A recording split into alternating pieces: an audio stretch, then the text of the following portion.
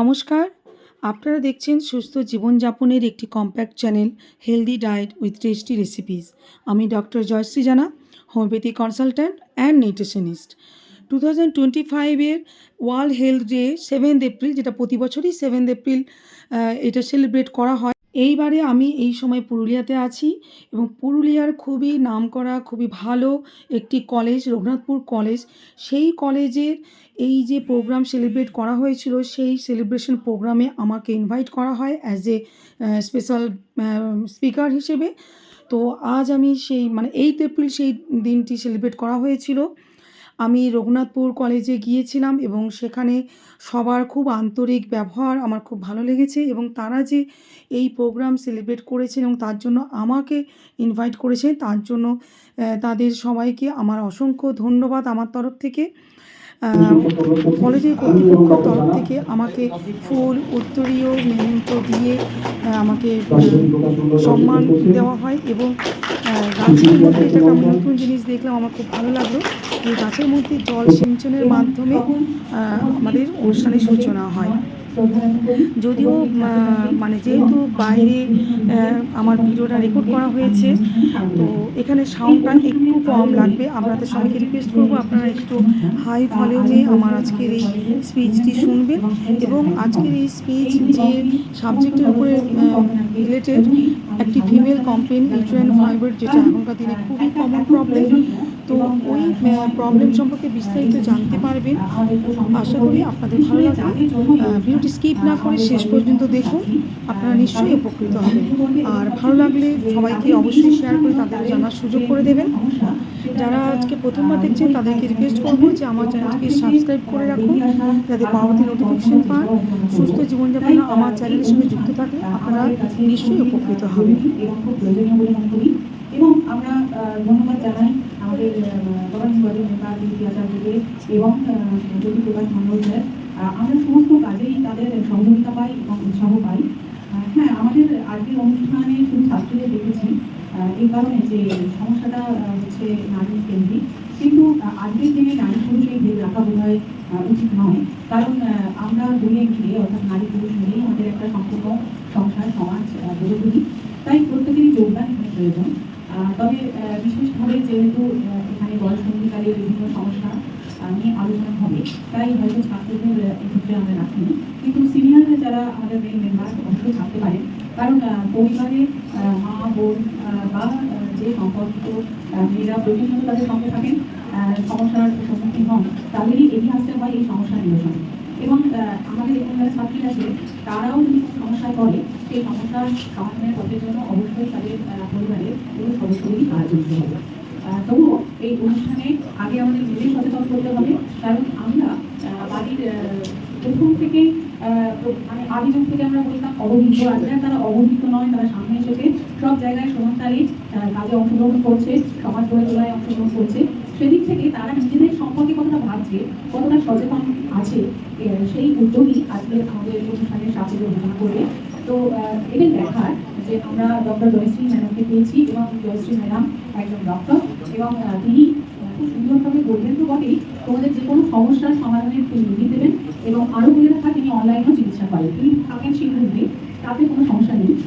এবং তিনি যে চিকিৎসা পদ্ধতি অবলম্বন করেন তাতে অনেক কঠিন কঠিন রোগ এটা উপশম হয়। এবং তিনি সেই সঙ্গে আমাদের পুষ্টিবিদ, বিশেষ করে এই বয়সের মেয়েদের, অর্থাৎ টিন এজের যারা, তাদের খাওয়া দাওয়ার প্রতি আমরা বেশিরভাগ ক্ষেত্রেই অবহেলা করতে দেখি। তো সেই বিষয়েও তিনি বলবেন।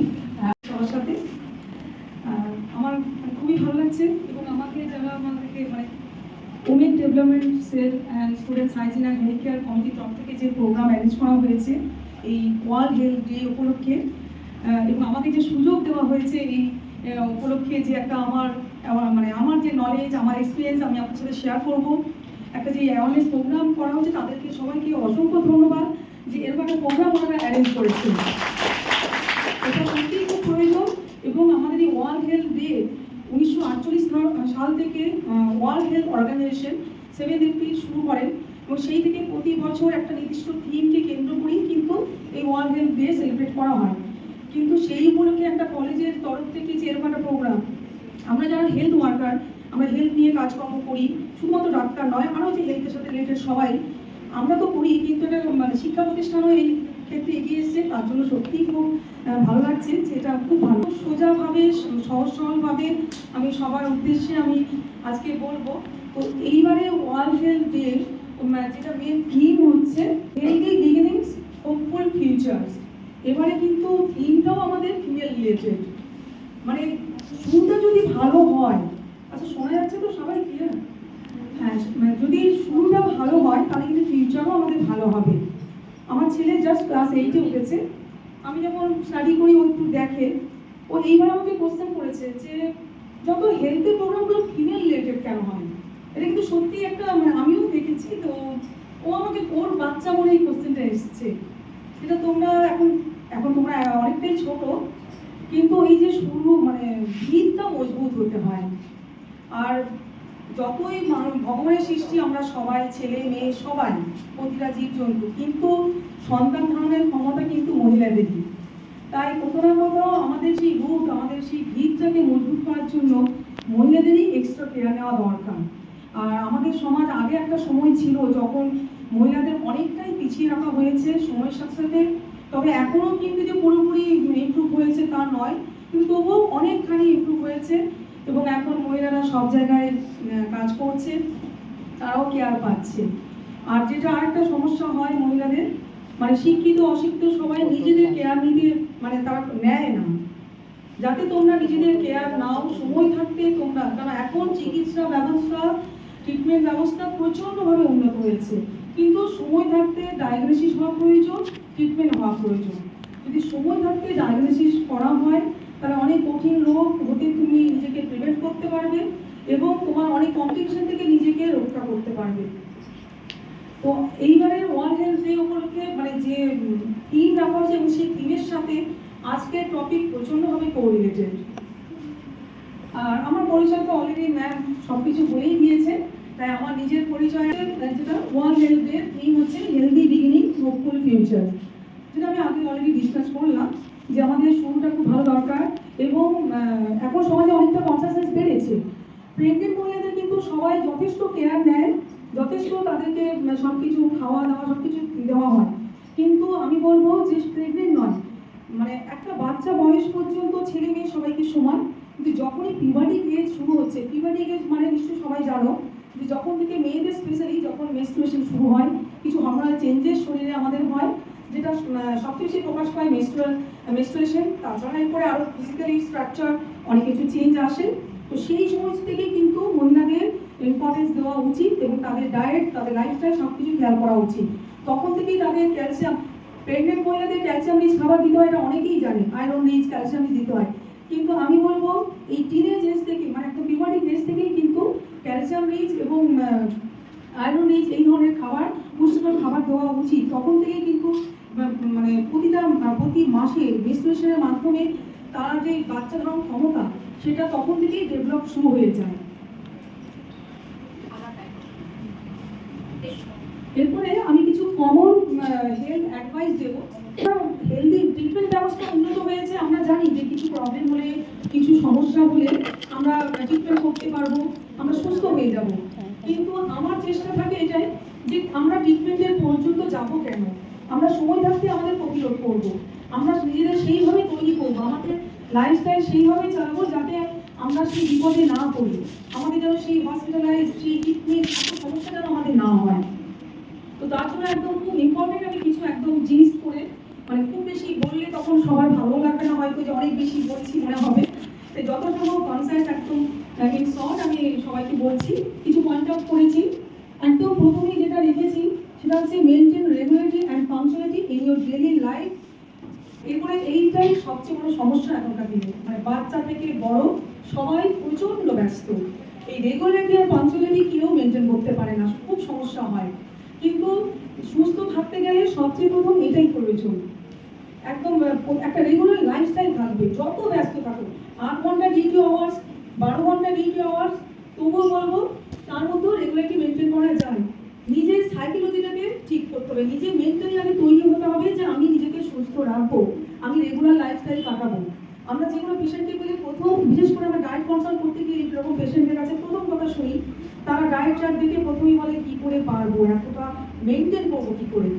কিন্তু ওই যে মন থেকে আগে নিজের মাইন্ডকে সেট করতে হবে যে হ্যাঁ আমি রেগুলার লাইফস্টাইল মেনটেন করবো, আমার রোজকার যেরকম ব্যস্ততা তার মধ্যে রেগুলারটি মেনটেন করবো। প্রথম পয়েন্ট তারপরে আমি রেখেছি, তার সেকেন্ড পয়েন্ট রেখেছি fixed sleep wake cycle. Sleep wake cycle হচ্ছে রোজ রাতে ঘুমোতে যাওয়ার টাইম আর সকালে ঘুম থেকে ওঠার টাইম, সেটা যেন অ্যাভারেজ, রোজ হয়তো হবে না, আজ কোথাও প্রোগ্রাম আছে, পার্টি আছে, হতেই পারে চেঞ্জ, কিন্তু রেগুলার যে আমাদের রাতে ঘুমোতে যাওয়া আর সকালে ঘুম থেকে ওঠা, এটাকে বলা হয় স্লিপ ওয়েক সাইকেল।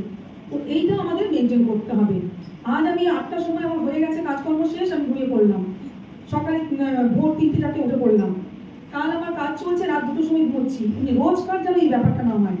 আমি বারবার বলছি অকেশনালি রেয়ারলি যদি কখনো প্রয়োজন পড়ে সেটা একরকম, কিন্তু সেই অকেশনাল ব্যাপারটা যেন উইকলি না হয়ে দাঁড়ায়, মান্থলি 1 দিন 2 দিন হোক, 2 মাসে 2 দিন হোক, ঠিক আছে, কিন্তু রোজকার স্লিপ ওয়েক সাইকেল মেনটেন করতে হবে।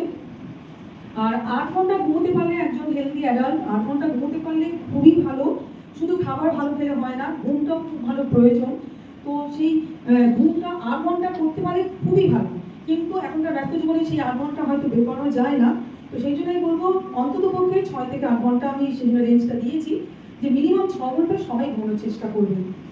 স্টুডেন্টরাও যারা খুব ভালো পড়াশোনাতে খুব মন দিয়ে আছেন, বেশ পড়াশোনা করছেন, তারাও অনেক সময় হবে কি এই আমার এটা করতে হবে, এই প্রজেক্ট করতে হবে, থাক এরকম করে করে রোজ হয়তো কোনো না কোনো, আজ এইটা প্রজেক্ট কাল এখনকার স্টাডির ধর্মও অনেক কিছু পাল্টেছে, নিত্যদিন সেই বাচ্চা বয়সদেরকেই ওদের প্রজেক্ট করতে হচ্ছে।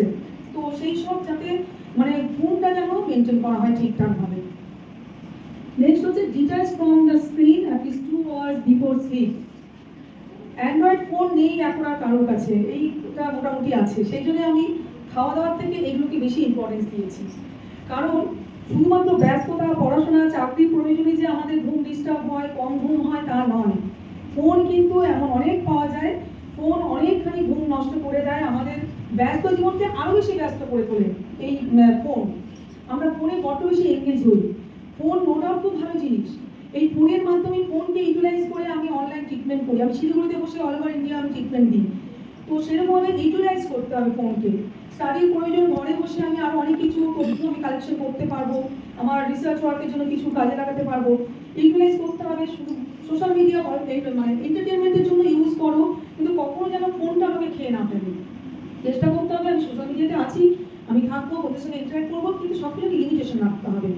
তাই আরেকটা ব্যাপার যেটা হচ্ছে যে এই ফোন অনেকের একটা খুব ব্যাড হ্যাবিট থাকে, সেটা বাচ্চা থেকে বড়, মোটামুটি বাচ্চা বলতে একেবারে ছোটো বাচ্চাদের হয়তো তবু আমরা ঘুমকে একটু আটকাতে পারি, কিন্তু যারা একটু বড়, যারা এখন কলেজে পড়ছো, মোটামুটি সবারই ফোন আছে, এবং মায়েরা বললে খুব একটা কথা শোনা হয় তা নয়, নিশ্চয়ই খুব একটা কেউ কথা শোনে না। তো এই যে অভ্যাসটা কি তাদের রিল্যাক্সেশন টাইমটাই যেন হচ্ছে রাতে ঘুমোতে যাওয়ার সময় বেশ ঘন্টাখানেক 2 ঘন্টা ফোন দেখবো, তারপরে ঘুমোতে যাবো, এটাই আমি পালন করবো। এবং শুধু ফোন নয়, আমরা ট্যাবে, ল্যাপটপে কাজ করি, এই যে স্ক্রিনটা কিন্তু আমাদের ব্রেনে একটা এফেক্ট ফেলে। আমাদের যে ঘুমের জন্য, সুস্থ ঘুমের জন্য যে আমাদের হরমোন সিক্রেশন হয়, সেটাকে যথেষ্ট ডিস্টার্ব করে। সেই জন্য এই স্ক্রিন থেকে আমাদের ডিটাচ হওয়া দরকার ঘন্টা 2 আগে। আমি বলবো মানে মোটামুটি ডিনার করতে ওঠার আগে ফোন, ট্যাব, ল্যাপটপ, যা কিছু গ্যাজেট, এগুলোকে বন্ধ করে ডিনার করুন, ফ্যামিলির সাথে টাইম কাটান। তারপরে আবার একটু যার যেরকম অভ্যেস আছে, কারো হাউস হোল্ড কাজ করবার আছে, কারো কিছু স্টাডি করবার আছে, কারো ওয়ার্কিংয়ের অভ্যেস, যেভাবে পারা যায় সব কিছু করে ঘুমোতে যাওয়ার আগে একটু মেডিটেশন করে ঘুমিয়ে পড়ুন। সেখানে ঘুমও ভালো হবে, এবং যখনই আমার হেলদি স্লিপ হবে তখন মর্নিংটা আমরা একটা নতুন উদ্যম নিয়ে আমরা উঠতে পারবো, আমাদের এনার্জি লেভেল আরও ভালো থাকবে, এবং আমরা আরও ভালো করে পড়াশোনা করতে পারবো, বা যার যা কাজের জগৎ সেটা ভালো করে করা যাবে। তারপরে যেটা মানে সবাই খুব কমনলি, আমার সময়ের অভাব, মোটা হয়ে যাচ্ছে, কোনো ফিজিক্যাল প্রবলেম অ্যারাইজ করেছে, এক্সারসাইজ করার সময় নেই। এক্সারসাইজ কিন্তু করতে হবে, ওয়ার্কআউট করতে হবে। অনেকের আবার থাকে এক্সকিউজেস, আমি বলবো অজুহাতই থাকে অনেকের, যে আমি তো দিন রাত এত, মানে বিশেষ করে বাড়ির মহিলাদের এটা থাকে, দিন রাত আমি ঘরে ছোটাছুটি করছি, আমি তো একবার ঘুমোচ্ছি না, অনেক কাজ করছি, তাহলে তারপরেও আমি আর এক্সারসাইজ আমার করার দরকার নেই, এটা মনে করে অনেকে। কিন্তু না, শরীরের প্রয়োজনে, বা শরীরটা তোমরা যারা বলছো হয়তো যে আমি তো সাইকেল নিয়ে চারদিকে ছুটছি, এই টিউশন যাচ্ছি, এই করছি, অনেক ওয়ার্কআউট করছি, না, ওগুলোকে ওয়ার্কআউটের মধ্যে ফেলা হয় না, ওগুলো তোমার ডিউটি, তোমার কাজের মধ্যেই, তোমার কাজ, তোমার স্টাডির একটা পার্ট।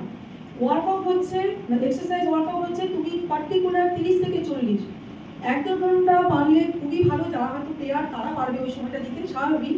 যারা স্টুডেন্ট, যারা অন্যান্য স্ট্রিমে আছে, মানে প্লেয়ার স্ট্রিমে নেই, স্পোর্টস টিমে নেই যারা, তারা পারবে না এতটা সময় দিতে। তাই তাদের জন্য আমি বলবো 30 থেকে 40 মিনিট ওয়ার্কআউট, সেটা যেভাবে সম্ভব, যার যেভাবে সম্ভব, walking, jogging, swimming, cycling, everything, সব কিছু পসিবল। তুমি রাস্তায় বেরোতে পারছো না, ঘরের মধ্যেও কিন্তু স্পট জগিং করা যায়, এক জায়গায় দাঁড়িয়ে জগিং করা যায়, ফ্রি হ্যান্ড এক্সারসাইজ করা যায়। তুমি জাস্ট রুমের মধ্যে একটা ম্যাট পেতে, একটা চাদর পেতে, তোয়ালে পেতে তুমি যোগা করতে পারো। আর যারা একটু মানে টিচাররাও আছেন, মানে স্যার ম্যামরাও আছেন, তাদের জন্য বলবো যাদের হয়তো ফিজিক্যাল কিছু সমস্যা আছে, হাঁটাচলা বেশি করতে পারেন না, অসুবিধা আছে, বা আপনাদের পক্ষে সম্ভব নয় জগিং করা, ওয়াকিং করা, হয়তো পাচ্ছেন না, বা সেই বাড়ির সামনে সেই জায়গা নেই, সেক্ষেত্রে আপনারা একটু এক্সপার্টদের সাথে কনসাল্ট করে কিছু যোগা করুন, প্রাণায়ামটা রেগুলার করুন। প্রাণায়াম করলে আপনার বয়স বাড়লে, যেটা আমাদের হার্ট লাংসকে স্ট্রং করা খুব দরকার হয়ে পড়ে। আমাদের হার্ট লাংসকে মানে বয়সের সাথে আমাদের অর্গানগুলো আস্তে আস্তে তার পাওয়ার ক্ষমতাটা একটু কমে। যদি আপনি প্রাণায়ামটা কিন্তু হচ্ছে বিশেষ করে ইন্টারনাল অর্গানকে অ্যাক্টিভ রাখতে কিন্তু প্রচণ্ড উপকারী। তাই যাদের একটু বয়স হচ্ছে, যাদের হাঁটু ব্যথা, বেরোতে পারছে না, তারা প্রাণায়ামটা অন্তত করবে, এবং টাইমটা এবং সেই সময়টা পিওরলি ওইটাই করবেন। আমি কিছু কাজের দিকে মন আছে এইভাবে নয়, কিন্তু নিজের শরীরের কথা ভেবে শরীরের জন্যই এটা করতে হবে। এই 30 থেকে 40 মিনিট এক্সারসাইজ বলুন, ওয়ার্কআউট বলুন, সবাইকে করতে হবে, বাচ্চা থেকে বড় সবারই। এবং যার বাড়িতে বাচ্চা আছে তাদেরও ছোট থেকে যদি আপনি অভ্যেসটা করেন, তাহলে দেখবেন যে আপনার বাচ্চা সেই অভ্যেস হয়ে গেছে, সে রোজ, এবং সেটা সকালেই করতে হবে এমন কিন্তু কোনো কথা নেই। যদিও আমরা শুনতাম, আমাদের বলা তো সকালে উঠে যোগা করো, দৌড়দৌড়ি করো, কিন্তু এখন স্কুলের টাইমিংও এমন সব হয়েছে যে সকাল 8টা মানে ঘুম থেকে উঠতে উঠতে স্কুলে ছুটতে হবে। যারা টিচিং করছেন তাদেরও সেই একই অবস্থা, যারা স্টুডেন্ট তাদেরও সেই অবস্থা। তাহলে কি করতে হবে, তখন ইভিনিং টাইমটা আমার বেছে নিতে হবে। আমি বাড়ি ফিরে ফ্রেশ হয়ে টিফিন করে রিল্যাক্স হয়ে তারপরে করি। ইভিনিং টাইমটা মোটামুটি যারা যত ব্যস্ত থাকুক, ইভিনিং টাইমটা মোটামুটি সময় বের করানো সম্ভব হয়। তাই যখন আপনার সময় হবে, রিল্যাক্সেশন টাইম হবে, বা আপনি ডিনারের আগে টাইম বের করলেন, সাপোজ আপনার ইভিনিংয়ে রান্নাবান্না আছে, টিফিন দেওয়া আছে, ঠিক আছে মেনে নিলাম, সেটা করুন। তারপরে ডিনারের আগে কিছুটা সময় নিশ্চয়ই থাকবে আপনার, 30 থেকে 40 মিনিট সময় বের করার কোনো ব্যাপার নয়, বের করানো যাবে। তো সেই টাইমটা বের করে সেটাকে ইউটিলাইজ করতে হবে। পার্সোনাল হাইজিন অ্যান্ড এনভায়রনমেন্টাল হাইজিনটাকেও মেনটেন করতে হবে। এনভায়রনমেন্টাল হাইজিন তো হচ্ছে টোটালি মানে আমি সাপোজ আমি যেই ঘরে পড়তে বসছি, সেই টেবিল, সেই বিছানাপত্র সেটা পরিষ্কার পরিচ্ছন্ন রাখা, নিজের কাজ নিজে করতে শিখতে হবে, পরিষ্কার পরিচ্ছন্ন রাখতে, নিজের ঘর পরিষ্কার রাখলে, বা নিজেরা যেই বাড়িতে থাকো, তুমি হয়তো পারবে না, তুমি গাইড করো, তোমরা শিক্ষিত হচ্ছ, যারা অশিক্ষিত, যারা পারে না, বা যারা হয়তো সময় পাচ্ছে না, বাড়ির লোককে তুমি বলো বা কাউকে দিয়ে, মানে এনভায়রনমেন্ট যেন পরিষ্কার পরিচ্ছন্ন থাকে। শুধু নিজেকে মানে আমি নিজে পরিষ্কার জামা কাপড় পরলাম বলেই হয়ে গেল তা নয়, আমাদের পরিবেশটাকেও পরিষ্কার পরিচ্ছন্ন রাখতে হবে। আর নিজেকে পরিষ্কার পরিচ্ছন্ন মানে হাইজিন রাখার মানে এই নয় যে আমি কাঁচা জামা কাপড় পরলাম মানেই আমি পার্সোনাল হাইজিন মেনটেন করলাম। পার্সোনাল হাইজিন মেনটেন করা হচ্ছে যতবার তুমি ওয়াশরুমে যাবে, ইউরিন পাস করবে, জল ইউজ করবে। এই অভ্যাসটা কিন্তু অনেকের থাকে না, যার জন্য মেয়েরাই কিন্তু বেশি ইউরিনের ইনফেকশনে ভোগে। এইটা করতে হবে। যখনই তুমি বাথরুম যাও, ইউজ করো জলটাকে ভালো করে, ডিউরিং পিরিয়ড হাইজিন মেনটেন করো ভালো করে, আফটার পিরিয়ড হাইজিন মেনটেন করো, এবং স্যানিটারি ন্যাপকিন ইউজ করো। কাপড়ে কমসে কম আমার মনে হয় না এখন আর কেউ করে, এখন সবাই এটা মেনটেন করে। কিন্তু ন্যাপকিনও আবার যে অনেকে আছে কি যে হয়তো তুমি বাইরে এসছো, এক্সট্রা ক্যারি করবে, মানে এই নয় যে আমি কলেজে আছি আমি বাথরুম গিয়ে চেঞ্জ করবো, কেন করবো, এইসব একদম হেজিটেশন রাখবে না। মানে হাইজিন ব্যাপারটা, পার্সোনাল হাইজিন মিনস একদম ইন্টারনালি হাইজিনটা মেনটেন করতে হবে। মানে এইসব ইনফেকশন জনিত জেনিটাল অর্গানে, যে জনন অঙ্গগুলোতে মেয়েদের বেশি ইনফেকশন হয়, আর শুধুমাত্র ইনফেকশনের কারণে ইউরিনের মানে কিডনির প্রবলেম হচ্ছে, আবার জেনিটাল অর্গানেরও নানা রকম ব্যাকটেরিয়াল ভাইরাল ইনফেকশন হয়ে পরবর্তীকালে অনেক সমস্যা ডেভেলপ করে। তাই এই হাইজিন ব্যাপারটাও খুব সুন্দর করে মেনটেন করতে হবে। এরপর হচ্ছে ডায়েট, মানে হেলদি ফুড খেতে হবে। এবারে হেলদি ফুড খেতে হবে মানে অনেকের ধারণা থাকে দামি দামি বাদাম, দামি দামি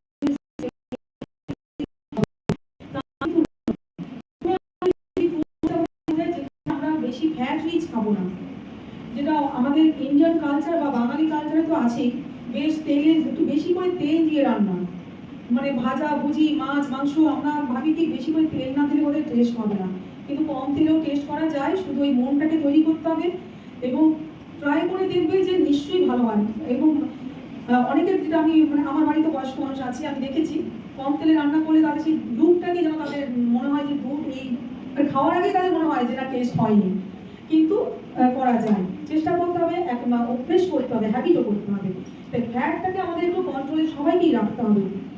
একদম ছোট বয়সে আমি কন্ট্রোল করি না, মানে করতে বারণ করি ছোট বাচ্চাদের ডায়েটের জন্য, কিন্তু এখন তোমরা গ্রোয়িং এজে আছো, তোমরা টিনেজ এজে চলে এসছো, 18+ সবার মোটামুটি এজ হয়ে গেছে, এখন থেকে কিন্তু তোমাদের ফ্যাটটাকে কম রাখতে হবে।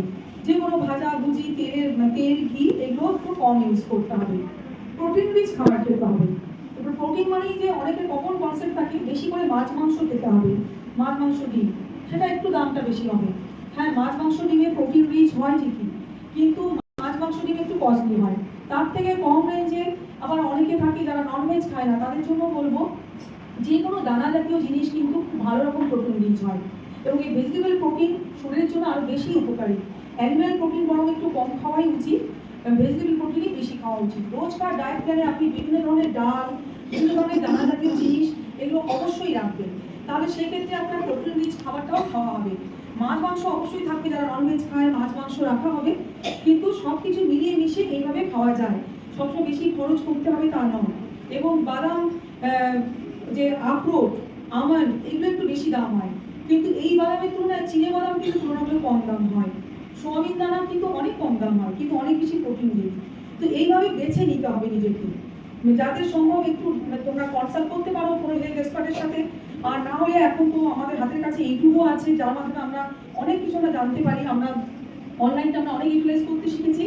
তো এইভাবে সার্চ করে নিলে যে আমার low cost vegetable protein, low cost protein এরকম, ওগুলোকে তোমরা তোমার ডায়েট প্ল্যানে ইনক্লুড করো, বেশি করে খাও, এগুলো খুব দরকার। আর কার্বোহাইড্রেটটাকে একটু ব্যালেন্সে রাখবে, খুব বেশি হাই ইনটেক কার্বোহাইড্রেট যেন না হয়। কার্বোহাইড্রেট কিসে থাকে না, ভাত রুটি এইসব দানা জাতীয় শস্যগুলোতে বেশি থাকে, তো সেইগুলোকে একটু কন্ট্রোল করতে হবে। আর হোল গ্রেন সিরিয়ালস, মানে হোল গ্রেন যে প্রোডাক্টগুলো, যেমনি আটা খাওয়া ভালো, কিন্তু ময়দাকে টোটালি বন্ধ রাখা উচিত। রিফাইন্ড কার্বোহাইড্রেট ওটা হয়ে যাচ্ছে, সেটাতে জাস্ট ক্যালোরি হবে, ইনটেক হবে, কিন্তু সেই যে ভালো ফাইবার প্রোটিন আটাতে যেটা আমরা পাই সেটা কিন্তু আমরা ময়দাতে পাবো না। তো সেক্ষেত্রে হোল হুইট আটা, তাছাড়া এখন আরও অনেক প্রোডাক্ট রয়েছে যেগুলো আগে বেশিরভাগ নন বেঙ্গলি বা মুম্বাই মহারাষ্ট্র ওইসব সাইডে বেশি ইউজ হতো, কিন্তু আমরা সময়ের সাথে সাথে অনলাইনে দৌলতে বা শপিং মল সব জায়গায় আমরা কিন্তু এখন মুদিখানার দোকানেও আমরা অনেক কিছু পাচ্ছি। সেগুলো হচ্ছে রাগি, কিনোয়া, ওটস, এগুলোও কিন্তু ডায়েট প্ল্যান ইনক্লুড করতে হবে। সবসময় ভাত রুটি খেতে হবে এমন কোনো কথা নেই যে আমাকে দুপুরবেলা ভাতই খেতে হবে সবসময়। কলেজে আসছো, তাড়াহুড়ো আছে, ভাত খেতে সময় হচ্ছে না, মায়ের ভাত রান্না করার সময় হলো না, ওটস একটু খেয়ে নাও, ওটস তো খুব জলদি প্রিপেয়ার করা যায়, একটু ভেজিটেবল দিয়ে ওটস খেয়ে নাও, সেটাও তোমার স্টোমাক ফিলিং হয়ে থাকবে, পেট ভর্তি থাকবে, এবং কার্বোহাইড্রেট যেখানে পরিমাণটা কম থাকবে, প্রোটিনটা রিচ হবে, ফাইবার রিচ হবে, যেটা তোমার খুবই ভালো হবে। এইভাবে নিজের হেলদি ফুড বলতে এইভাবে কিছু কিছু পার্ট প্রতিটা অংশে প্রতিটা পার্টে এইভাবে আমাকে ভাগ করে করে সব ইনটেক করতে হবে। সিজনাল ফ্রুটস অ্যান্ড ভেজিটেবল, যদিও আমরা এখন 12 মাস সব কিছুই পাচ্ছি, এখনকার আমাদের মানে কৃষি ব্যবস্থা এত উন্নত হচ্ছে, আমরা সব কিছু এনজয় করতে পারছি, থ্রু আউট ইয়ার সব ভেজিটেবলই পাচ্ছি, তবুও পারতপক্ষে চেষ্টা করবে যে ঠিক সিজনে যেই ফল পাওয়া যায়, যেই সবজি পাওয়া যায়, সেই সিজনাল ফ্রেশ ভেজিটেবল ফ্রুটস আর বেশি করে খাবে। এত মানে এর মধ্যে আমি জানি অন্তত 50% স্টুডেন্ট থাকবে যারা হয়তো ভেজিটেবল ঠিক মতো খায় না, বা ভেজিটেবল খাওয়ার জন্য মায়ের সাথে ঝামেলা করে, কিন্তু এটা করতে হবে, খেতে হবে। এবং তোমরা যদি নিজেরা খেতে না শেখো, তোমাদের পরবর্তী জেনারেশনে তোমরা গাইড করতে পারবে না। বাচ্চাদের ছোট থেকেই ভালো করে ভেজিটেবল ফ্রুটস খাওয়ার অভ্যেস করাতে হবে, এবং সেটা যে কোনোভাবে, সবসময় যে আপনাকে তরকারি ঝোল করে খেতে হবে তা নয়। এখন মডার্ন স্টাইলেও তোমরা অনেক কিছু করে খেতে পারো, সিম্পলি কিছু কিছু রেসিপি ট্রাই করলে, নতুন নতুন একটা ইডলি বানালে, সাপোজ আমি জাস্ট ফর এক্সাম্পল, শুধু আমরা জেনারেলি জানি দক্ষিণে যে খাবার বেশ ইন্টারেস্টিং পপুলার খাবার ইডলি, চাল দিয়ে হয়। এমনিতে ইডলি নো ডাউট একটা হেলদি ফুডের মধ্যে পড়ে, কিন্তু যখন তুমি ধরো মোটা হয়ে যাচ্ছ, তোমাকে কার্বোহাইড্রেটটাও একটু কন্ট্রোল করতে হবে, সেখানে চালের ইডলি না করে সুজি দিয়ে করো, ওটস দিয়ে করো, তার সাথে একটু গাজর ক্যাপসিকাম একদম গ্রেট করে মিহি করে কুচিয়ে দাও।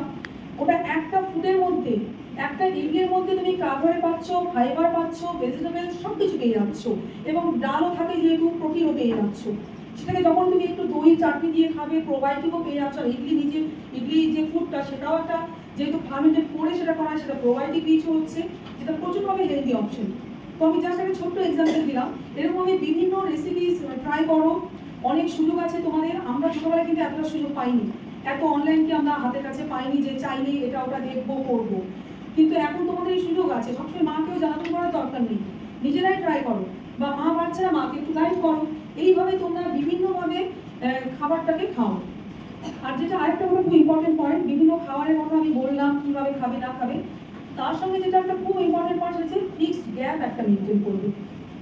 এই খাওয়া দাওয়ার টাইমটা কিন্তু অনেকেই মানে বড়রাও এই গোলমালটা করেন কাজের এই মানে কাজের দোহাই দিয়ে যাতে বলে এই কাজ আছে এই আছে ব্যস্ততা এই দিয়ে ফিক্সড টাইমে আজকে লাঞ্চ করছে 10টার সময় তো কালকে 2টোর সময়, এরকম অনেকেই এই গোলমালটা করে ফেলেন। আর যারা স্টুডেন্ট না তারা হয়তো বলবে যে আমরা তো 10টার সময় কলেজে আসছি, বিকেল 5টায় ফিরবো, কী করে আর গ্যাপ মেনটেন করবো, এরকম মনে হতেই পারে। কোশ্চেন এটা অ্যারেঞ্জ করবি সবারই, বা যারা ম্যামরা আছেন তারাও বলবেন যে আমরা তো সকাল থেকে এত করে কী করে আর মেনটেন করবো, কিন্তু মেনটেন করা যাবে, এইভাবেও করা যাবে। আপনি 10টার সময় খাবার খেয়ে আসুন, আপনার যেটা কমফোর্টেবল, আপনি রুটি ভাত বা যা কিছু খেয়ে এলেন, যদি আপনি ভারী খাবার খেয়ে আসতে পারেন সেটা খুবই ভালো, নো ডাউট, কারণ সকালে শুরুটা কিন্তু একটু ব্রেকফাস্টটা একটু ফুল মিল টাইপের করতে হবে। তারপরে মাঝখানে যে সময়টা তার জন্য সিজনাল ফ্রুটস ক্যারি করুন, ফল, তার জন্য কিন্তু আমার কোনো ছুরি কাঁচি দরকার নেই, আমার সিম্পলি আমি ফলটাকে ভালো করে ধুয়ে আমি খেতেই পারি। সিজনাল ফ্রুটস ক্যারি করুন, বিভিন্ন ধরনের বাদাম জাতীয় জিনিস ক্যারি করুন, সেটা ভিজিয়ে টিফিন বক্সেও আনতে পারেন বা ড্রাই রোস্ট করেও রাখা যায়। বিভিন্ন ধরনের বাদাম, বিভিন্ন ধরনের দানা জাতীয় জিনিসগুলো ড্রাই রোস্ট করে একটা কন্টেনারে রাখলে, জাস্ট একটা এরকম ছোট কন্টেনারে একটা যদি ভর্তি আপনি সব রকম দানা বাদাম সব কিছু মিশিয়ে রাখেন, ওটা যদি আপনি সাপোজ আপনি 10টা একটা মিল খেলেন, তারপরে মাঝখানে একটা ফল খেলেন, আপনার বাড়ি ফিরতে হবে সেই 5টা, মানে বাড়ি ঢুকতে হতে হবে 6টা বাজবে, তো মাঝখানে ওই যে এক টিফিন বক্স এই খান, ওটা কিন্তু আপনার দেখবেন আপনার এনার্জিও ভালো থাকবে, ইমিউনিটি বুস্টিংয়েরও কাজ করবে, এবং ওই যে খাবেন সেটা আপনার স্টোমাক ফিলিংও থাকবে, আপনার কোনো ল্যাথার্জি কাজ করবে না, আপনি আরো বরং এনার্জেটিকভাবে আপনি কাজকর্ম করতে পারবেন। আর সব কিছু খাবারের সাথে যেটা ফ্লুইড ইনটেক অবশ্যই ভালো করে করতে হবে। 3 থেকে 4 লিটার জল সবাইকেই খেতে হবে, অ্যাডাল্ট এজে 3 থেকে 4 লিটার জল, বিশেষ করে গরমকালে তো অবশ্যই খাওয়া দরকার। আর আমাদের পুরুলিয়া এতটাই মানে আর এখনও তবুও কমফোর্টেবল আছে, আর কিছুদিন পরে তো আরও খারাপ অবস্থা হবে, তখন 5 লিটার পর্যন্ত জল খেতে হবে কিন্তু।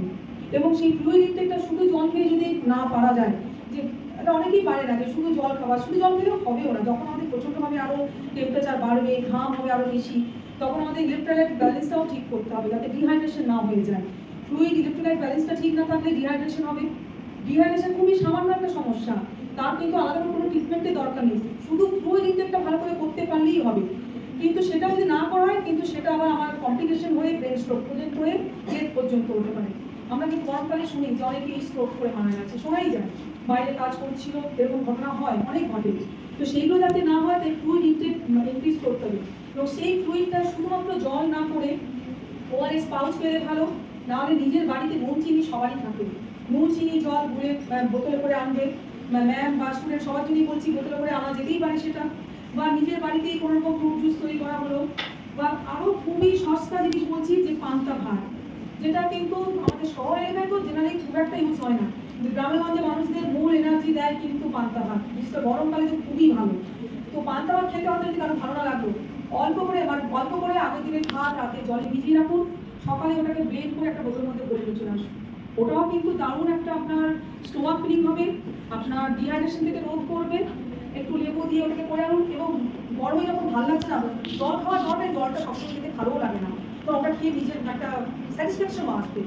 আর খাবার খেতে হবে এমনভাবে যেটা আমার স্যাটিসফ্যাকশন আসে, আমি জোর জবরদস্তি খেতে হবে বলে খাচ্ছি সেটাতে কিন্তু কখনোই আমাদের সেই স্যাটিসফ্যাকশন কাজ করবে না। তো এইভাবে নানাভাবে নিজেদের ডায়েট প্ল্যান সব কিছু মেনটেন করতে হবে, এবং ওভারঅল যে পয়েন্টগুলো বললাম এইগুলো কিন্তু মেনটেন করলে আপনার শরীর সুস্থ থাকবে, আপনি বিভিন্ন রোগ প্রতিরোধ করতে পারবেন। এরপরে আমাকে যেহেতু বলা হয়েছিল যে একটু ফিমেল কমপ্লেন, তো ফিমেল কমপ্লেন তো প্রচুর আছে, অনেক মানে রিপ্রোডাক্টিভ যে প্রবলেমগুলো অনেক আছে, কিন্তু তার মধ্যে খুব কমন মানে 1 মিলিয়ন মানে all over the world one million per year in India এই প্রবলেম যেটা হচ্ছে এট্রিয়াল ফাইবার বা লিওমাইমা, এটা কিন্তু হয়ে থাকে আমাদের ইন্ডিয়াতে, এবং গ্লোবালি অল ওভার দ্য ওয়ার্ল্ডেও কিন্তু এই প্রবলেমটা প্রচণ্ড কমন প্রবলেম। তো এই প্রবলেম যাতে না হয়, আজকে এটা নিয়ে আমি অ্যাওয়ারনেস মেইন এরপর টপিক, যাতে তোমাদের কারো কোনো অসুবিধা না হয় বা সময় থাকতে আজকে আমি এই টপিকটা সম্পর্কে, এই ডিজিজ কন্ডিশনটা সম্পর্কে ডিটেলে আমি বলবো। আমি পুরোটা বলার পরে যদি কারো কিছু কোশ্চেন থাকে অবশ্যই কোশ্চেন করতে পারো, আগে সবটা শুনে নেবেন, এবং যাতে প্রিভেন্ট করা যায়, যাতে এই প্রবলেমটা না হয়, কীভাবে লাইফস্টাইল ডায়েট কীভাবে করা উচিত সব কিছুই আমি বলছি। ইন্ট্রোডাকশন জাস্ট বললাম যে যেটার জন্য আমাদের এটা মেন, আমাদের এই টপিকটার উপরে আমাদের অবজেক্টিভ হচ্ছে মেন, যাতে সময় থাকতে সবাই ট্রিটমেন্ট নিতে পারে, একদম সার্জিক্যাল কেস না হয়, কোনো কমপ্লিকেশন ডেভেলপ না হয়, সেই জন্যই আমাদের আজকের এই প্রোগ্রাম। তো সেই জন্য আজকের এই টপিক আমরা করছি। তো এটা একটা ইউটেরাইন ফাইবারের যেহেতু আমরা ডিজিজ কন্ডিশন, তাই প্রথমে ইউটেরাসটা করে দিই। ইউটেরাস সবারই আছে মহিলাদের। ইউটেরাস আমাদের এটা আমি জাস্ট ইউটেরাসের স্ট্রাকচার, ইন্টারনালি ইউটেরাসটা আমাদের এটা একটা সেইভাবেই ছবিটা আছে। তিনটে পার্ট থাকে মেনলি, যে আপার পোর্শন সেটা হচ্ছে ফান্ডাস, যেটা বাল্কি হয়ে আছে, একটা বাল্কিং হয়ে আছে, ওটা আপার পার্ট। নেক্সট হচ্ছে বডি পার্ট, মেন পার্টটা, আর লোয়ার পোর্শন হচ্ছে সার্ভিক্স। সার্ভিক্স পর্যন্ত কিন্তু ইন্টারনালি থাকে। লোয়ার অ্যাবডোমেনে পেলভিক অর্গান এটা আমাদের, এবং এটা পেলভিক রিজনে ইন্টারনালি থাকে। বাইরে যে পোর্শনটা সেটা হচ্ছে জাস্ট এই ভ্যাজাইনা, ভ্যাজাইনাল অরিফিসের অংশটা যেটা সবাই তোমরা ফিল করো, সেটা হচ্ছে বাইরের পোর্শন হচ্ছে ভ্যাজাইনা। বাকি টোটাল এত বড় পোর্শনটা টোটালটাই থাকে কিন্তু ভেতরে। হ্যাঁ, এবং এই যে ভেতরে থাকে এটা টোটাল একটা মাপ আছে, একদম অ্যাভারেজ মাপ হচ্ছে লেন্থ হচ্ছে 7 সেন্টিমিটার, এই চড়াটা হচ্ছে 5 সেন্টিমিটার, আর এখানে থিকনেস আছে 2.5 সেন্টিমিটার। এইটা হচ্ছে নর্মাল অ্যাভারেজ। এরপর ইন্ডিভিজুয়ালি একটু ভ্যারি করতেই পারে, কারণ ফিজিওলজিক্যালি অনেকের অনেক কিছু সামান্য ভ্যারি করে, কিন্তু তার যদি কোনো কমপ্লেন না থাকে তাহলে সেটাকে কোনো প্রবলেম ধরা হয় না। যেমন জাস্ট ফর এক্সাম্পল বলবো, ব্লাড প্রেশার আমাদের কত? নর্মাল ব্লাড প্রেশার কত?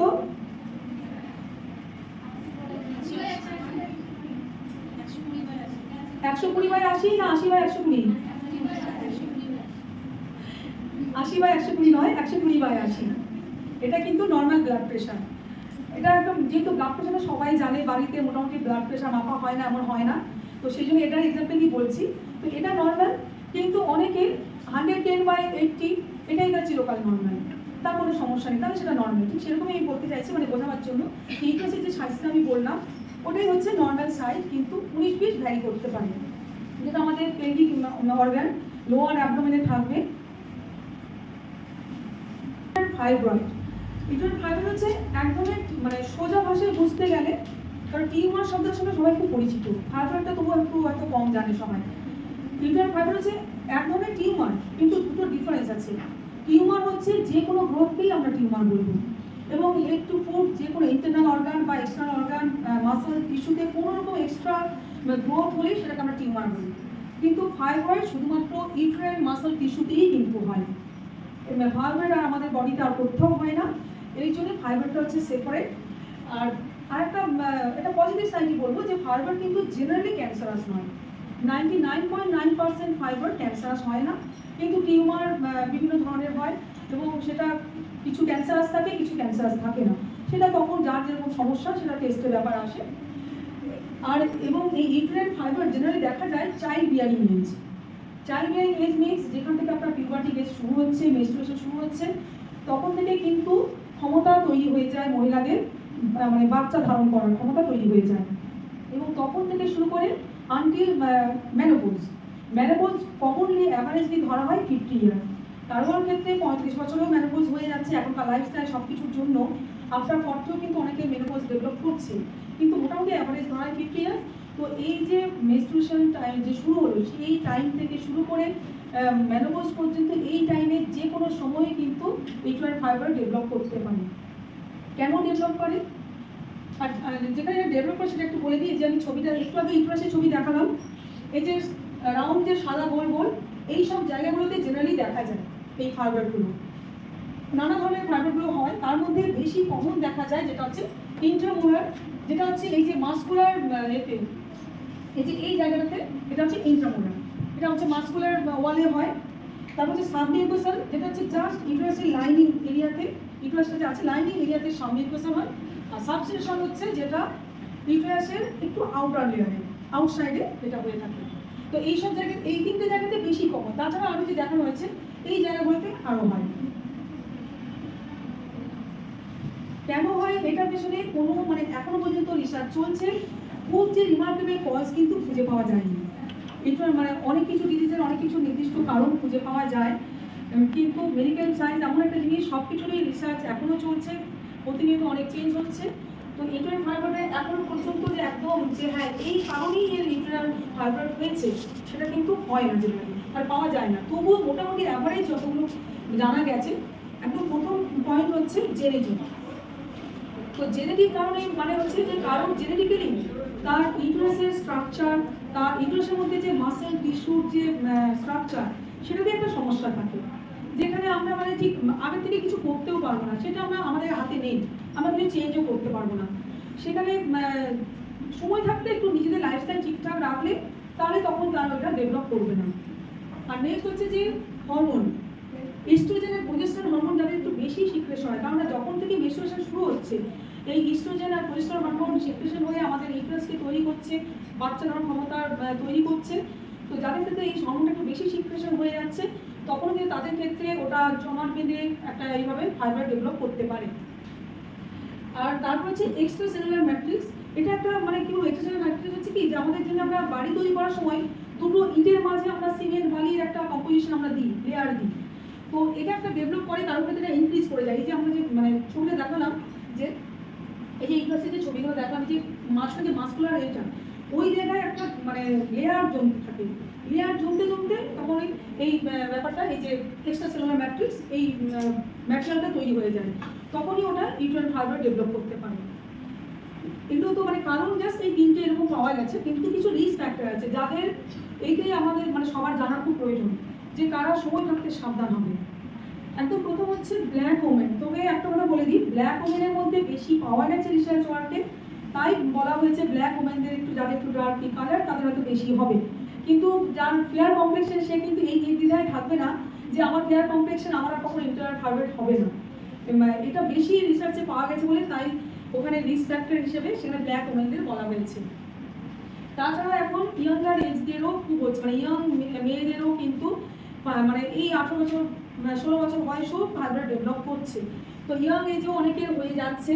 এবং যাদের একটু ইউটেরাসের সাইজ বড়, যদি সাপোজ পেটের কিছু সমস্যা হয়েছে, আপনারা মানে ট্রিটমেন্টের জন্য গেছেন এবং পেটের সমস্যার জন্য ট্রিটমেন্ট করতে গিয়ে সোনোগ্রাফি করে দেখা গেল কারণ ইউটেরাস প্রথম থেকে একটু বড় সাইজ, তারা সময় থাকতে সাবধান হবে এবং তাদের ডায়েট প্ল্যান ঠিকঠাক মেনটেন করবে যেন ওয়েট বেশি গেইন না হয়ে যায়, সেই ব্যাপারে কিন্তু সাবধান থাকতে হবে। যাদের একটু বাল্কি ইউটেরাস বা ইউটেরাসের সাইজটা একটু বড়র দিকে আছে, তারা সময় থাকতে সাবধান, কারণ তাদের প্রচণ্ডভাবে চান্স থাকে ইউটেরাইন ফাইব্রয়েড হওয়ার।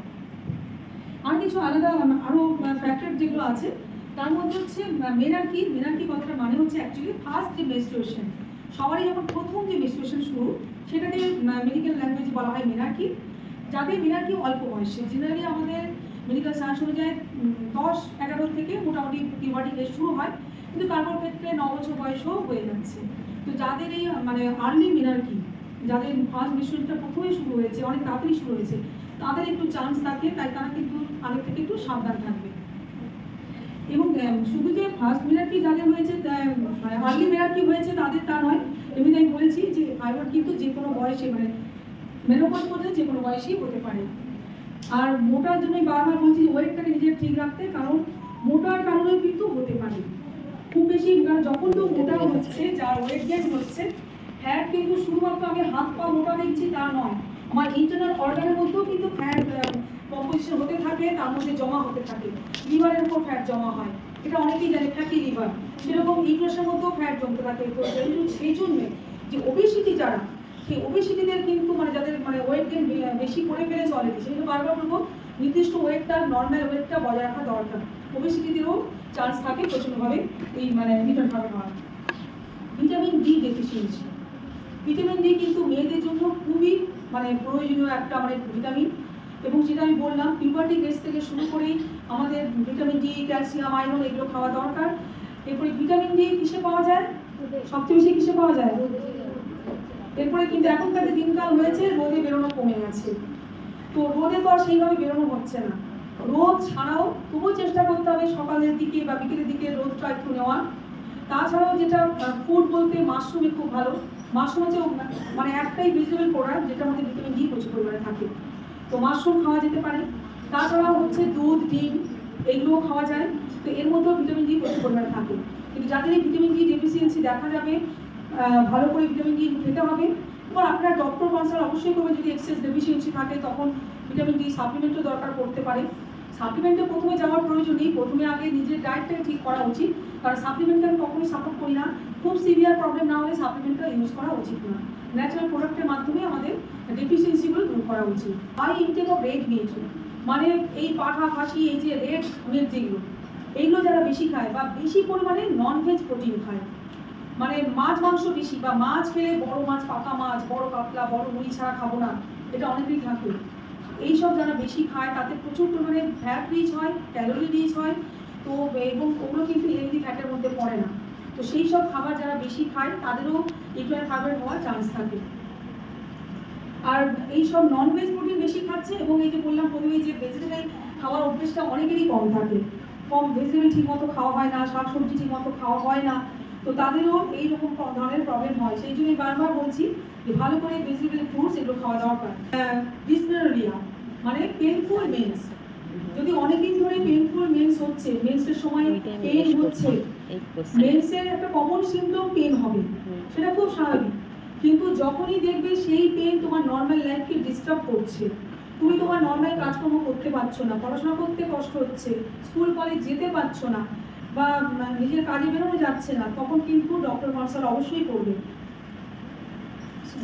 পেন হচ্ছে, পেন হয়, বা মায়েরাও, যারা আজকে তোমরা দেখছো, তোমরা মায়েদেরকেও গাইড করবে। মায়েদের অনেক সময় এই সমস্যা থাকে, মায়েরা কিন্তু বিশেষ করে আপনার মায়ের তো মহিলারা আরও বেশি যেন মা দুর্গা হয়ে যান, তারা আর কিচ্ছু নিজের দিকে কেয়ার করেন না, যে হ্যাঁ ঠিক আছে একটু ব্যথা হচ্ছে সহ্য করে সব কিছু করে যান, এবং তারপরেই এরকম সমস্যা হয়, সার্জিক্যাল সিচুয়েশনও এসে যায়। তো পেনফুল মেন্সকে কখনোই ইগনোর করবে না, পেনফুল মেন্স হলে কখনোই বাড়ির লোককে জানাবে, ডক্টর কনসাল্ট করবে, বা মা যদি ইগনোর করে, মা হয়তো খেয়াল করলো না, ইগনোর করলো, মাকে বলবে না আমাকে ডাক্তারের কাছে নিয়ে চলো। এবং শুধু মা কেন, আমি বলবো এখনকার সমাজ এমন জায়গায় পৌঁছেছে, সবাইকে সমান তালে চলতে হবে। আমরা মেয়েরা সমান অধিকারে লড়াই করছি, অথচ আমরা কিছু কিছু ক্ষেত্রে আবার পিছিয়ে থাকবো, এটা বললে হবে না। সাপোজ কারো মা নেই, বা মা হয়তো বাইরে কাজে আছে, আমার প্রবলেম হচ্ছে, আমি এখানে বাবাকে বলবো না, আমার ভাইকে বলবো না, ছোট যে সে বুঝবে না, কিন্তু অ্যাডাল্ট যে সে তো বুঝবে, বলতে হবে। নিজের মনের মধ্যে সেই হেজিটেশন রাখা চলবে না, প্রয়োজনে সবাইকে বলতে হবে, ডক্টর কনসাল্ট করতে হবে। জানি না এখানে কেউ সেটা নেয় কিনা, কিন্তু এখন রাস্তাঘাটে এটাও খুব দেখা যাচ্ছে, স্মোকিং করছে মেয়েরা, অ্যালকোহলও নিচ্ছে মেয়েরা, এই ব্যাপারেও মেয়েরা পিছিয়ে নেই, মানে ভালো দিকে যেমন এগোচ্ছে এই ব্যাপারেও এগোচ্ছে। তো একটা কথা মনে রাখবে, অ্যালকোহল নেওয়া বা স্মোকিং করা, সবার সঙ্গে একটা বেশ সিগারেট দিচ্ছি, সবার সঙ্গে তাল মিলিয়ে, এটার মধ্যে কোনো স্মার্টনেস নেই, কোনো মডার্নিটি নেই। আমি স্মোকিং করছি মানে আমি মডার্ন দেখানোর জন্য নিজের কাজের মধ্যে মডার্ন হতে হয়। তো আর এই জন্যই কিন্তু এখনকার দিনে বন্ধাত্ম ব্যাপারটা প্রচণ্ড বেড়েছে। এই অ্যালকোহল আর টোবাকো, এই দুটো বেশি করে এফেক্ট করছে, এবং আগে কিন্তু এত বেশি বন্ধাত্ম প্রবলেম ছিল না, এখন ইনফার্টিলিটি বা বন্ধাত্ম বেড়েছে কিন্তু এইসবের জন্য, বা এই যে টিউমার, এই ফাইব্রয়েড, এইগুলো বাড়ছে দিনে দিনে এই সবের কারণে। তো যদি তোমাদের মধ্যে আরও কিছু বাই চান্স, আমি কাউকে সামনে আসতে বলছি না, যদি সমস্যা হয় মানে এরকম নেওয়ার অভ্যেস থাকে, এখনই স্টপ করবে, কেউ নেবে না। বা সামনে যদি কাউকে দেখো, বা গ্রামের দিকে অনেক মহিলাদের, ম্যারেড মহিলাদের আমি দেখেছি, বেশ মানে তারা সিগারেট না নেয়, বিড়ি খেতে দেখেছি, আমি দেখেছি কিন্তু গ্রামের দিকে। তো তাদেরকে তোমরা সাবধান করবে, এটা তোমাদের রেসপন্সিবিলিটি। তোমরা শিক্ষিত হচ্ছ, তোমরা জানছো, এখানে এসে সবাই তো জানার সুযোগ পাচ্ছে না, যারা গ্রামে গঞ্জে আছে তারা তো ওখানেই পড়ে আছে, তারা এই সুযোগটাও পাচ্ছে না। তোমরা জানতে পারছো, তোমাদেরকে সেগুলো অ্যাওয়ারনেস গ্রো করতে হবে, তাদেরকে তোমরা সাবধান করবে। মানে যাদের ডায়াবেটিসের সমস্যা হয়, যদি লং টার্ম ডায়াবেটিস থাকে, লং টার্ম ডায়াবেটিসের জন্য অনেক কিছু কমপ্লিকেশন ডেভেলপ করে, আমাদের হার্ট, কিডনি অনেক কিছুকে ডিস্টার্ব করে, তার সাথে সাথে আমাদের যাদের মহিলাদের এই ইউটেরাসকে কিন্তু অনেক বেশি এফেক্ট করে, এবং এই ইউটেরাইন ফাইব্রয়েড হওয়ার প্রচণ্ডভাবে চান্স থাকে। আর বেশি যদি খুব বেশি পিরিয়ড হওয়ার, মানে পেনফুল মেন্স তো করলাম, আর যদি খুব বেশি পিরিয়ড হচ্ছে বা লং লাস্টিং হচ্ছে, অনেক বেশি দিন ধরে হচ্ছে, তাদেরও কিন্তু ট্রিটমেন্টে যেতে হবে। সোনোগ্রাফি এসব করলে ইজিলি দেখা যাবে যে ফাইব্রয়েড হয়েছে কিনা, বা হয়তো ছোট অবস্থায় আছে, সময় থাকতে সেটা ট্রিটমেন্ট করে নেওয়া যাবে। কারণ এই ইউটেরাইন ফাইব্রয়েড একদম একটা ছোট্ট মটর দানার থেকেও ছোট, এরকম ছোট থেকে শুরু করে একটা বড় যে বাতাবি লেবু হয় সেরকম সাইজ পর্যন্ত হতে পারে। তো ছোট্ট মটর দানা যখন থাকবে তখন কিন্তু সেটা মেডিসিনাল ট্রিটমেন্টের পর্যায়ে থাকবে, বা খুব সামান্য একটা মানে কোনো রকম কাটাছেঁড়া না করে ল্যাপারোস্কোপি এইসব সার্জারি করেও সেটাকে রিমুভ করে দেওয়া যায়। কিন্তু যখন একটা বড় সাইজ হয়ে যাচ্ছে তখন এমনকি এটাও দরকার পড়ে যে টোটাল ইউটেরাসকেও রিমুভ করা দরকার পড়ে। তো এইরকম আমার সময় থাকতে ট্রিটমেন্ট করা দরকার। আর এই যে বেশি মেনস্ট্রুয়েশন হচ্ছে সেক্ষেত্রে তখনও ডক্টর কনসাল্ট করতে হবে। জেনারেলি কমপ্লিকেশনে আমি বলবো যে আমি প্রথমে যেটা বলেছি এটা একটা ভালো ব্যাপার, ইউটেরাইন ফাইব্রয়েড যতই প্রবলেমের হোক কিন্তু 99.9% ক্যান্সারাস হয় না। কিন্তু একটা কথা মাথায় রাখতে হবে, যদি খুব বেশি গ্রোয়িং থাকে ফাইব্রয়েডটা, সাপোজ এই মাসে আমি সোনোগ্রাফি করলাম, ফাইব্রয়েডের যে সাইজ, তারপরে 15 দিন বা 1 মাস পরে দেখছি খুব বেশি এক্সেস গ্রো করছে, সেখানে কিন্তু আমার ক্যান্সারের টেস্ট করা দরকার। ওই 0.1% সেই ক্ষেত্রে ক্যান্সার ডেভেলপ করতে পারে, নাহলে 99.9% জেনারেলি ক্যান্সার ডেভেলপ করে না। কিন্তু খুব মানে ওটা কি হলো, ক্যান্সার হলো না মানে আমরা ভাবলাম যে মৃত্যু হয়তো হবে না, কিন্তু তবুও ফাইব্রয়েড থাকলে যেটা হয়তো আমাদের নর্মাল লাইফটাকে প্রচুরভাবে ডিস্টার্ব করে। সিভিয়ার যে ওই যে বললাম লং লাস্টিং, যখনই পিরিয়ড হবে, ব্লাড লস হবে, সিভিয়ার অ্যানিমিয়া ডেভেলপ করবে। সিভিয়ার অ্যানিমিয়া ডেভেলপ করলে আমার নর্মাল লাইফ ডিস্টার্ব হবে, আমি কাজকর্ম করতে পারবো না। এবং শুধুমাত্র অ্যানিমিয়ার কারণেও হয়তো বাড়ির লোকও খেয়াল করলো না, যা হয়েছে সেও খেয়াল করলো না, মাথা ঘুরে হয়তো এমনভাবে পড়লো সেটা কারণ তার ডেথ পর্যন্ত হতে পারে, বা এতটাই তার ব্লাড লস হয়ে গেছে তাকে আর রিকভার করা গেল না, আর তাকে ব্লাড দেওয়ার সুযোগও পাওয়া গেল না, এরকমও হতে পারে। শুনতে লাগছে অ্যানিমিয়া, রক্তাল্পতা, যেটা খুবই সাধারণ একটা সমস্যা, যেটা একটু ভালো করে খাওয়া দাওয়া করলে একটু ঠিকঠাকভাবে থাকলেই হয়ে যায়, ঠিক করা যায়। কিন্তু ওটাই একটু যখন সিভিয়ার হয়ে যাবে তখন সেটা মানে একটা লাইফ থ্রেটনিং পর্যন্ত হতে পারে। তাই খুব সিভিয়ার কমপ্লিকেশন না থাকলেও কিন্তু এই যে ছোটো ছোটো কমপ্লিকেশন, খুব বেশি দুর্বলতা, এগুলো আমাদের সব কিছু আমাদের খুব ডিস্টার্ব করবে। আমি অলরেডি বলতে বলতে আমি অনেক কিছু সিমটম বলে দিয়েছি, তবু আবার ব্রডলি এখানে আমি বলছি কিছু সিমটম, যেগুলো এই সিমটমগুলো সবাই খুব ভালো করে মাথায় রাখবে, যে এই সিমটমস যদি মোটামুটি দেখা যায় তাহলে ডক্টর কনসাল্ট অবশ্যই করবেন। প্রথম হচ্ছে যে অনেকের যেটা মানে একটু আমার ম্যামের সাথে কথা হচ্ছিল এই ব্যাপার নিয়ে, যে 70% কেসেস কিন্তু সিমটম খুব বেশি প্রমিনেন্ট থাকে না, হঠাৎ করেই হয়তো কিছু একটা প্রবলেম হলো, টেস্ট করতেই দেখা গেলো বিশাল বড় একটা ফাইব্রয়েড হয়ে আছে, যেখানে সার্জারি ছাড়া কোনো গতিই নেই। এটা একটা সবচেয়ে বড় সমস্যা, কারণ এর যে সিমটমগুলো খুবই মানে সাধারণ সিমটম, মেনস্ট্রুয়েশন হবে, ব্যথা হবে, ব্লিডিং হবে, মায়েরা অনেকে হয়তো বলবে কি আরে 7 দিনের জায়গায় একটু 8 দিন হতেই পারে, কিন্তু যখন প্রতি মাসে এটা হচ্ছে তখনই সেটা মাথায় রাখতে হবে। একবার হলো, কোনো কারণে হলো, সাপোজ বেশি এক্সজস্টেড হয়েছে, কোনো ওয়ার্কআউট বেশি করা হয়ে গেছে, কোনো কোনো হচ্ছে, ঠিক আছে কোনো কোনো মাসে বেশি দিন হলো, যদি সেটা রিকারেন্ট হয় তখনই সেগুলো একটু মাথায় রাখতে হবে। তো prolong and heavy menstrual bleeding, তার সাথে পেন থাকা, ফাইব্রয়েডের ক্ষেত্রে এক্সেস ব্লিডিংও হবে এবং পেইনও থাকবে, এটা মাথায় রাখতে হবে। এবং অনেকের ক্ষেত্রে দেখা যাচ্ছে 10-15 দিন পর্যন্ত ব্লিডিং হতে পারে, মেডিসিনে অনেক সময় আবার মানে দেখা যায় যে মেডিসিনও যেন কন্ট্রোল করা যাচ্ছে না, এরকমও হয়। আর এই যে আমাদের ইউটেরাসের পজিশনটা হচ্ছে, আমাদের বডিতে যে ইউটেরাস আছে সামনের দিকে থাকে আমাদের ইউরিনারি ব্লাডার, আর পেছন দিকে থাকে রেকটাম। ইউরিনারি ব্লাডার যেটা মূত্রথলি, পেছন দিকে রেকটাম যেটা হচ্ছে মলদ্বার। তো এই যে দুটো থাকে, এরপর যখন ফাইব্রয়েডটা যদি টুয়ার্ডস ইউরিনারি ব্লাডারের দিকে পজিশনে থাকে তখন ফ্রিকোয়েন্সি অফ মেনস্ট্রুয়েশন খুব দেখা যাবে, মানে বারবার ইউরিন পাস করতে হবে, মানে জল যতটা খাচ্ছ খেয়াল করবে যে দেখবে যে জল যতটা খাচ্ছ তার থেকে বেশি আমার আর্জিং হচ্ছে, বারবার আমাকে ইউরিন পাস করতে যেতে হচ্ছে। তার মানে তাকে বোঝা যাবে যে তার ফাইব্রয়েডটা ওইরকম জায়গাতে আছে। আর যারা টুয়ার্ডস রেকটামের দিকে থাকবে তার ক্ষেত্রে প্রচুরভাবে কনস্টিপেশন ডেভেলপ করবে, কারণ আমাদের যে মানে মল কি বলে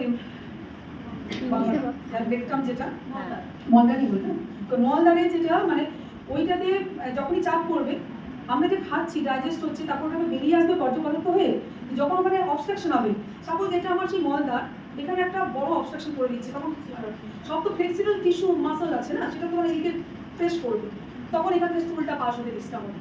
তাই সিম্পলি কনস্টিপেশন যদি বহুদিন ধরে হয় সেক্ষেত্রে শুধুমাত্র যে আমার খাওয়া দাওয়া কিছু গোলমাল হয়েছে, জল কম খেয়েছি বলে কনস্টিপেশন হয়েছে তা নয়, মেবি তার পিছনে ইন্টারনাল ফাইবারও থাকতে পারে।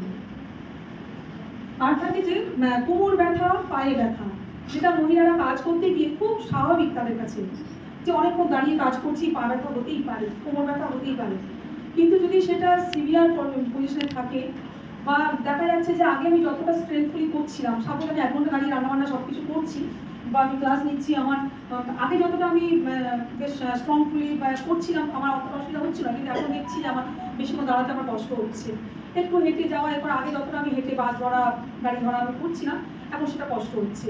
তো এইসব যদি দেখা যায় যে একটা রিমার্কেবল বোঝা যাবে, একটু নিজেদেরকে খেয়াল রাখতে হবে, ইগনোর না করলেই হলো, কারণ সিমটমগুলো খুবই নমিনাল সিমটম, কিন্তু একটু কেয়ার করতে হবে।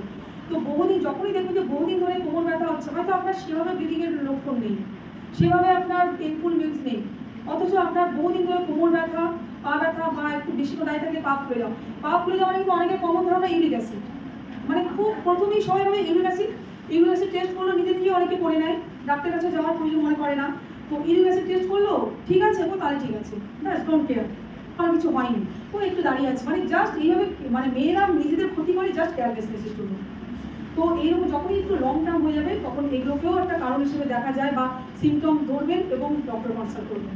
অ্যানিমিয়া ডেভেলপ করে, হয়তো ব্লাড টেস্ট, নর্মাল কোনো ব্লাড টেস্ট করতে গেছে, সিবিসি ব্লাড টেস্টে তো তখন হিমোগ্লোবিনটা জানা যায়, হিমোগ্লোবিন কম দেখা গেল, অ্যানিমিয়া ডেভেলপ করেছে, বা সেই অ্যানিমিয়া দেখছেন খাওয়া দাওয়া করছেন তবু যেন ঠিক অ্যানিমিয়াটা আমার মানে রিকভার করা যাচ্ছে না, সিভিয়ার অ্যানিমিয়া ডেভেলপ করেছে, সেক্ষেত্রেও কিন্তু ভাবতে হবে যে অনেক দিন ধরে অ্যানিমিয়া ডেভেলপ করছে।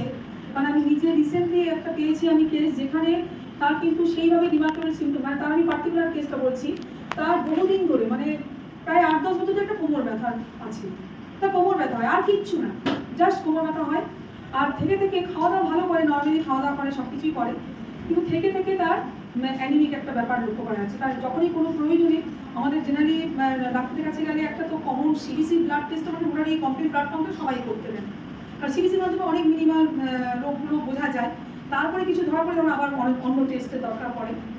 তো হিমোগ্লোবিন কম দেখা যাচ্ছিল, রিসেন্টলি 2 বছর ধরে সে ভুগছে সিভিয়ার ব্লিডিং, মানে পেন আর ব্লিডিং, মানে একদম লং লাস্টিং ব্লিডিং চলছে আর সিভিয়ার পেন এরকম চলছে তার, এবং এখন তার পুরো সার্জিক্যাল সিচুয়েশন এসে গেছে, মানে এখন আমি তাকে কাছে পাচ্ছি, তো তার পুরোপুরি সার্জিক্যাল, তাকে করা মানে মেডিসিনের আগে রাখাই যাবে না, সার্জারি করতেই হবে, কিন্তু তার কিন্তু প্রথম থেকে মানে এইরকম সিমটম ছিল, মানে ঠিক মতো সিমটম প্রবলেম ছিল না, কেয়ার করেনি, এরকম সিচুয়েশন হয়েছে। তা সেই জন্যই আজকে এইসব সিমটমগুলো সবাই কিন্তু খুব ভালো করে খেয়াল রাখবে। আর অনেক সময় দেখা যায় কি যে বাচ্চা হচ্ছে না, বন্ধাত্ম দেখা দিয়েছে, আপনার ম্যারেজ বাচ্চা হচ্ছে না, তখনও টেস্ট করতে গিয়ে দেখা যায় বা সোনোগ্রাফি করে দেখা যাচ্ছে যে ফাইব্রয়েড হচ্ছে, কিন্তু অনেকদিন ধরে ইনফার্টিলিটি হচ্ছে, মানে অনেকে হয় কি ডাক্তারের কাছে যায় না, প্রথমেই হচ্ছে না, ঠিক আছে আমরা ট্রাই করি, আর 1 বছর যাক 2 বছর যাক, অনেকেই মানে এখনও আছে, শিক্ষিত মানুষরা অনেকে আছে, সময়ের অভাব, ঠিক আছে আমাদের তো তাড়া নেই, 1-2 বছর পরেই নাহলে বাচ্চা হবে, এইভাবে অনেকে ফেলে রাখে, কিন্তু বাচ্চা না হওয়ার পেছনে যে তার প্রথমে যদি বাই চান্স ইউটেরাইন ফাইব্রয়েড হচ্ছে কিনা সেটা কিন্তু কনসাসনেস থাকাটা দরকার। নর্মালি একটা প্ল্যানিং করবো, বাচ্চা আমরা মানে মহিলারা বাচ্চা সে ধারণ করতে পারবে, সেটাই খুব স্বাভাবিক, কিন্তু যদি না করতে পারে তখন সেক্ষেত্রে ইনফার্টিলিটি যদি হয়ে যায়, 1-2 বছর ধরে ট্রাই করছে হচ্ছে না, তখন সেখানেও আপনার টেনশন থাকতেই পারে যে হ্যাঁ ফাইব্রয়েড হচ্ছে। আর অনেকের যেটা হয় কি, অনেকের হয়তো বার্থ ক্যানালেরই কোনো ডিফেক্ট থাকে, কোনো তার জেনিটাল অর্গানটারই কোনো কিছু সমস্যা আছে, তো সেই সবে সিমটম থাকলে সেখানেও কিন্তু ফাইব্রয়েড মানে গঠনগতভাবে তার স্ট্রাকচারটা এমনভাবে আছে, তার মাসেল টিস্যুটা এমনভাবে আছে, যেটা সেটা প্রথমেই বললাম, জেনেটিক্যালি কোনো কিছু কিছু মহিলাদের তার স্ট্রাকচারাল মাসকুলার যে গঠনটা সেটা এমনভাবে থাকে যে ফাইব্রয়েড ডেভেলপ করে যেতে পারে। তো এই সিমটমগুলো সবাই খুব ভালো করে মানে দেখবে, বা আমি যেটা বললাম খেয়াল রাখবে যে এই সব সিমটম নিজেদের হোক বা বাড়ির কারোর পরিচিত কারোর হোক, সবার ক্ষেত্রে কিন্তু এগুলো খেয়াল রাখবে। এইসব সিমটমগুলো তো মনে রাখবেই, তাছাড়াও যখনই এইসব সিমটমগুলো মানে দেখা যাবে তখন ডক্টরের কাছে অবশ্যই যেতে হবে। ডক্টরের কাছে গেলে ডক্টর কিছু এক্সামিনেশনের মাধ্যমে তোমাদেরকে কনফার্ম করবে, সেখানে কোনো হেজিটেশন করবে না। এই যে পেলভিক এক্সামিনেশন, যেখানে থ্রু ভ্যাজাইনা ডক্টর তার ফিঙ্গার পুশ করে টেস্ট করতে পারে, সেখানে কিন্তু কোনো হেজিটেশন করা চলবে না, এই ওটা ডক্টরদের ওটা করতেই হবে। বা আপনার আল্ট্রাসাউন্ড, যেটা লোয়ার অ্যাবডোমেনের আল্ট্রাসাউন্ড করলেও হয়, আবার থ্রু ভ্যাজাইনাও একটা ইনস্ট্রুমেন্ট ঢুকিয়ে ট্রান্স ভ্যাজাইনাল যে আমি বলছি যে ট্রান্স ভ্যাজাইনাল যে আল্ট্রাসাউন্ড, সেটা হয়তো অনেক ক্ষেত্রে লোয়ার অ্যাবডোমেনে সোনোগ্রাফি করে ধরা পড়ছে না, তখন তাকে মানে এই অথচ সিমটম আছে, কিন্তু লোয়ার অ্যাবডোমেনে মানে অনেক ক্ষেত্রে দেখা যাচ্ছে যে সোনোগ্রাফি করা হচ্ছে তবুও কিন্তু তার ফাইব্রয়েড ধরা পড়ছে না, অত সিমটম দেখা যাচ্ছে। তো তখন সেক্ষেত্রে ট্রান্স ভ্যাজাইনাল যদি সোনোগ্রাফি করা হয়, সেখানেও আমি বলছি, বারবার বলছি, হেজিটেশন করার দরকার নেই, ডক্টরের উপর ছেড়ে দিতে হবে। যখন ডক্টরের কাছে যাবে, ডক্টর যা বলবে, ল্যাবে যেতে হবে, যা যেভাবে টেস্ট করবে আমাকে সেটা আপনাকে অ্যাকসেপ্ট করতে হবে। আর কিছু ব্লাড টেস্ট যেটা আমি বললাম সিবিসি, সেখানে তো হিমোগ্লোবিন লেভেল অতিরিক্ত কম বা খাওয়া দাওয়া করা সত্ত্বেও যদি হিমোগ্লোবিন লেভেল ঠিকমতো ইনক্রিজ না করে, তা সেটাও একটা সমস্যার মধ্যেই আছে। আর পেলভিক এমআরআইও করা যায়, এইসব ফাইন্ডিংসগুলো ডক্টররা দিতে পারেন। হিস্টোস্কোপি হচ্ছে একটা ছোট্ট ফাইন পাতলা টিউবের মাধ্যমে, যেটা ভ্যাজাইনাতে পুশ করে সেটার ভিতরে স্ট্রাকচারটাকে ভালো করে ছবি একটা মানে যে সোজা ভাষায় বলে ছবি তৈরি করা। তো তো ফ্লেক্সিবল একটা টিউব ঢুকিয়ে সেখান থেকে ছবি তৈরি করবে। সে মানে হয়তো মানে অনেক পেশেন্ট থাকে না, অনেক হয়তো ছোটো আছে বা পজিশনটা এমনভাবে তার হয়তো সামনে মাসেল লেয়ারটা এমন আছে তার ভিতরে ফাইবারটা আছে, সেটা দেখা যাচ্ছে না, মানে সবার ভিতরে ঠিক ধরা পড়ছে না, তখনই এইসব এক্সামিনেশন দরকার পড়ে। আর সোনো হিস্টোগ্রাফি সেটা হচ্ছে কি এক ধরনের সাউন্ড ওয়েভ তৈরি করা হয় এবং ফ্লুইড পুশ করে পিকচারটাকে নেওয়া হয়, তখন আরো ভালো করে ক্লিয়ার পিকচার পাওয়া যায় ইউটেরাসের। মানে ইউটেরাসটা অ্যাকচুয়ালি আমাদের ইন্টারনাল অর্গান। আমি প্রথমে যে স্ট্রাকচার দেখালাম সেখানে বললাম ইউটেরাসটা একদম ইন্টারনাল অর্গান, বাইরে থেকে তার কিচ্ছু অংশ আমরা দেখতে পাবো না, বুঝতে পারবো না। তো সেই জন্য এইসব মানে যাদের ক্ষেত্রে ধরা পড়ে না, সাপোজ সিমটম আছে কিন্তু ঠিকমতো ধরা পড়ছে না, তার ডক্টর কিছুতে ট্রিটমেন্ট দেবেন তার আগে তার তো ডায়াগনোসিসটা হওয়া খুব বেশি প্রয়োজন না, মেডিসিন হোক বা সার্জারি হোক কি অ্যাডভাইস করবেন। তো সেই সবের জন্য মানে পারফেক্ট ডায়াগনোসিসের জন্য অনেক সময় এই টেস্টগুলো দরকার পড়ে। ট্রিটমেন্ট হচ্ছে 10% কেসে যদি আফটার 40 কালোর ফাইবার ধরা পড়ে, যদি খুব সিভিয়ার প্রবলেম তার না হয়, খুব এক্সেস ব্লিডিং না হয়, মোটামুটি সে যদি সহ্য করতে পারে এবং মেডিসিন দিয়ে যদি তার ব্লিডিং যে লং লাস্টিং ব্লিডিং 10-15 দিন ব্লিডিংটাকে মেডিসিন দিয়ে 5-7 দিনে কন্ট্রোল করা যায়, সেই ক্ষেত্রে গাইনোকোলজিস্টরাও কিন্তু wait and watch for menopause. কারণ ম্যানোপজ এসে গেলে অটোমেটিক্যালি থাইরয়েড সুইং করতে থাকে। যখনই ম্যানোপজ আসছে ইস্ট্রোজেন প্রোজেস্টেরন এইসব যে হরমোনগুলো আমাদের তখন সিক্রেশন বন্ধ হয়ে যাবে, মেন্স বন্ধ হয়ে যাবে, তখন যখনই এই হরমোনগুলো সিক্রেশন বন্ধ হয়ে যাচ্ছে, কমে যাচ্ছে, থাইরয়েড অটোমেটিক্যালি সেটা কমতে থাকবে। অতএব তাদের ক্ষেত্রে ভয় কিছু নেই। তবে হ্যাঁ, যে টুয়ার্ডস মেনোপজ হয়েছে অথচ তার থাইরয়েডের সাইজ খুব বেশি বড় বা ব্লিডিংটা এত বেশি হচ্ছে যে মেডিসিনও কন্ট্রোল করা যাচ্ছে না, তখন কিছু করার নেই। সেক্ষেত্রে তার থাইরয়েডের সাইজ অনুযায়ী আরও ক্ষেত্রে টোটাল ইউটেরাসকে রিমুভ করানো দরকার পড়তে পারে। কিন্তু যদি সিমটম মানে নিজের সহ্য মতো অবস্থায় থাকে তাহলে আপনার মেনোপজের জন্য ওয়েট করে মেডিসিন দিয়ে রাখা যায়। আর মেনোপজের পরে বা কাছাকাছি আমি বললাম যেটা সে মানে কোনো সার্জারির প্রয়োজন হয় না।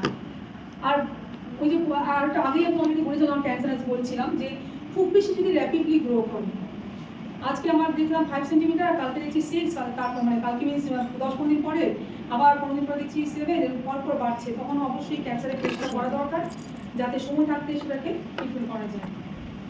আর জেনারেলি 5 থেকে 6 সেন্টিমিটার যদি বেশি হয় থাইরয়েড, সেখানে আর কিছু করার থাকে না, সার্জারি অবশ্যই করতে হবে। এবং সেই সার্জিক্যাল ধরনটা কিছুটা হিস্টোস্কোপিক মায়োমেক্টমি করা যেতে পারে। সেখানে কি করা হয় না, একটা মানে ইনস্ট্রুমেন্টের মাধ্যমে সেখানে জাস্ট লোকাল অ্যানাস্থেসাইজ করে মানে ওই পার্টিকুলার এরিয়াটাকে একটু সেন্সলেস করে একটা এখন সোজা ভাষায় বলি কি চিনচিন পরিষ্কার করে আনা হয়, এইভাবে একটা করা যায়। কিন্তু কারোর ক্ষেত্রে যদি সেরকম বড় থাকে যে ওইভাবে করা যাবে না, তখন সেক্ষেত্রে তার অন্যভাবে সার্জারি বা ওপেন সার্জারি করতে হবে। আর হিস্টেক্টমি হচ্ছে একদম টোটাল, যেটা আমি এতক্ষণ থেকে বারবার বলছিলাম, সেটা মেডিকেলি টার্ম হচ্ছে হিস্টেক্টমি, যে টোটাল ইউটেরাসকে রিমুভ করা। সাইজ এত বড় হয়ে গেছে, তার ব্লিডিং কন্ডিশন এত বেশি বেড়ে গেছে, তার মানে লাইফ থ্রেটানিং হয়ে যাচ্ছে, ব্লিডিংটা এত বেশি হচ্ছে, তো সেক্ষেত্রে আর কিচ্ছু করার নেই, তখন নিজের অর্গানটাকে মানে বিসর্জন দিতেই হবে।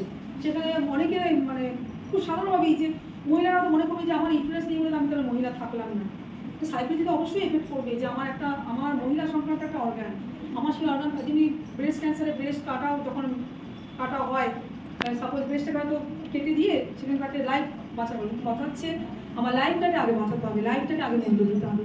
একটা অর্গানকে বাদ দিয়ে যদি আমার লাইফটা ঠিক থাকে তাহলে সেখানে আমার সেটাকে অ্যাকসেপ্ট করতে হবে, সেটার জন্য মন খারাপ করার কিছু নেই, অ্যাকসেপ্ট করতে হবে সেই ট্রিটমেন্টকে। আর সবকিছু ওঠে আমি যেটা বলবো, আমি যেটা হোমিওপ্যাথি ডক্টর, আমরাও এরকম বিভিন্ন ফিমেল কমপ্লেন নিয়ে ট্রিটমেন্ট করি। তো থাইরয়েড যদি যতক্ষণ না সার্জিক্যাল ইস্যু হচ্ছে ততক্ষণ পর্যন্ত হোমিওপ্যাথিকেও খুব ভালো রেজাল্ট পাওয়া যায়। তাই সময় থাকতে যদি আপনারা ভালো হোমিওপ্যাথিক এক্সপিরিয়েন্স যারা আছে একটু তাদের কাছে ট্রিটমেন্ট শুরু করেন এবং রেগুলার চেক আপে থাকবেন। একটা কথা বলবো যে আমি হোমিওপ্যাথি ওষুধ খেলাম, আমার কন্ট্রোল হয়ে গেল, ব্লিডিং কন্ট্রোল হয়ে গেল, ব্যথাটাও বেশ অনেকটা কমে গেছে, স্টপ করে দিলাম। ডাক্তারের উপরে ডাক্তারি কখনো করতে নেই, এটা আমি সবসময় বলবো। আমি নিজে একজন ডাক্তার হলেও যখন আমার বাড়ির লোকের কারোর প্রয়োজনে হয়তো সেরকম কোনো সিচুয়েশন হয়েছে, কোথাও যেতে হয়েছে, সেখানে আমি নিজে ডাক্তার পরিচয়টুকু আমি দিই না। আমি মনে করি উনি যেটা করছেন টোটালি ওনার উপরে ছাড়তে হবে, সেখানে আমি খবরদারি করা উচিত না। ঠিক সেরকমই ডাক্তার যদি বলে যে না তোমার মেডিসিন খাওয়ার দরকার নেই, তখনই স্টপ করবে। অনেকে এই ভুলটা করে, শুধু এই পারপাসে না, বিভিন্ন পারপাসেই, মানে পেশেন্টদের এটা কমন ভুল যে যেই ভালো হয়েছে নিজে স্টপ করে দেয়, এইটা করে দেয়, কিন্তু এটা করবে না। আর থাইরয়েড একবার যখন ধরা পড়ে, সার্জারির পরেও কিন্তু আমি বলবো পোস্ট সার্জারি ট্রিটমেন্টে বজায় রাখতে হয়। এবং অনেক ক্ষেত্রে পোস্ট সার্জারি তখন এলোপ্যাথিক ট্রিটমেন্টের ধরনই হচ্ছে কিছু হরমোনাল পিলের মাধ্যমে। আর হরমোন আমি কোনো কিছুকে আমি কখনোই ছোটো করবো না, যে যার সিস্টেম মানে এলোপ্যাথিক মোড অফ সিস্টেম এক ধরনের তার আছে, আমাদের হোমিওপ্যাথিক সিস্টেম এক ধরনের, কিন্তু হরমোনাল পিলের যে সাইড ইফেক্ট থাকে সেটা থেকে হোমিওপ্যাথি আপনার অনেক সেফ মোড অফ ট্রিটমেন্ট। তাই সার্জারি সিচুয়েশন হয়ে গেলে সার্জারি করার পরে পোস্ট সার্জারি কিছুদিন যে 1 মাস 2 মাস বা 3 মাস যে ওনাদের ট্রিটমেন্টে থেকে তারপরে যদি হোমিওপ্যাথিটা কন্টিনিউ রাখেন সেখানেও কিন্তু আপনি ভালো থাকছেন। তাই আমি একটা হোমিওপ্যাথি ডক্টর এসে বলবো আপনার হোমিওপ্যাথিকেও ভরসা করতে পারেন, এই সব ক্ষেত্রে হোমিওপ্যাথিকেও খুব ভালো ট্রিটমেন্ট হবে। যখন সার্জারি সিচুয়েশন হবে তখন হোমিওপ্যাথি এলোপ্যাথি কেউ কিছু করতে পারবে না, তখন আপনাকে সার্জারি করতেই হবে। এরপরে আমার ডাক্তারির সাথে সাথে যেটা আমার আরেকটা পার্ট আছে, বাই প্রফেশন যেহেতু আমি একজন ডায়েটিশিয়ানও, এবং আমি প্রথমেই আমি যে ডায়েটের কোর্স করেছি তা নয়, আমার ডাক্তারি করতে গিয়ে তখন স্যারদের কাছে শুনেছি সব কিছুতে দেখছি ডায়েটটা দরকার, মানে এই রোগের জন্য এই খাবারের জন্য এই রোগ হচ্ছে, এই খাবারটা খেলে এই রোগটা প্রতিরোধ করা যাবে। তো এইগুলো মাথায় খুব স্ট্রাইক করতো। তারপরে আমি মানে মেডিকেল পাস করার পরেও মাঝখানে 1-2 বছর গ্যাপ দিয়ে আমি তারপর নিউট্রিশন করতে যাই। আমার খুব মানে নিউট্রিশন ব্যাপারটা বা ডায়েট ব্যাপারটা আমার কাছে খুব ইন্টারেস্টিং লাগে, যে আমার নিজের যদি ডায়েটের একটা কনসেপ্ট থাকে, ভালো ক্লিয়ার কনসেপ্ট থাকে, তাই পেশেন্টকে ঠিক সেইভাবে গাইড করতে পারবো। তো তখন আমি মাস্টার্স করে অ্যাজ এ ডায়েটিশিয়ান আমি কলকাতায় কাজ করেছি। তো ডায়েট হচ্ছে মারাত্মকভাবে ইম্পর্টেন্ট। মানুষের 50%-এর বেশি রোগ হয় কিন্তু ডায়েটের জন্য, খাওয়া দাওয়ার গোলমালের জন্যই কিন্তু অনেক বেশি ডিজিজ কন্ডিশন হয়ে থাকে। এবং আমি যখনই কাউকে ডায়েট অ্যাডভাইস দিই কী খেতে হবে সেটা বলার থেকে আমি আগে রেস্ট্রিকশনটা বলি, কারণ কী খেতে হবে সেটা 10টা আমি খাবারের কথা বললেও 2টো বাদ দেওয়া চলতে পারে, কিন্তু কী খাওয়া উচিত নয় সেটা মেনটেনটা আগে দরকার। যেটা আপনার প্রবলেমকে বাড়িয়ে দেবে, আপনি কী খেতে হবে আপনি মেনটেন করছেন কিন্তু রেস্ট্রিকশনটা মেনটেন করছেন না, যেগুলো খেলে আপনার ক্ষতি হবে সেটাকে মেনটেন করছেন না, তখন কিন্তু আপনার ওই ডায়েট প্ল্যান আপনার কোনো কাজে লাগবে না। তো সেই জন্য রেস্ট্রিকশনটা আগে জানা দরকার। তো তার মধ্যে কী আছে, সবচেয়ে প্রথম যেটা সবাই খায় পেছনে, হ্যালো তোমরা শোনো, তোমাদের কাজে লাগবে, তোমাদের কাজে লাগবে, তোমাদের বাড়ির সবার কাজে লাগবে, ঠিক আছে? তো সবচেয়ে প্রথম যেটা বলবো, এখন খুব কমন এবং শুধু শহর নয় গ্রামে গঞ্জে সব জায়গায় প্রসেস ফুড, প্রচুরভাবে প্রসেস ফুড অ্যাভেলেবল হয়ে গেছে।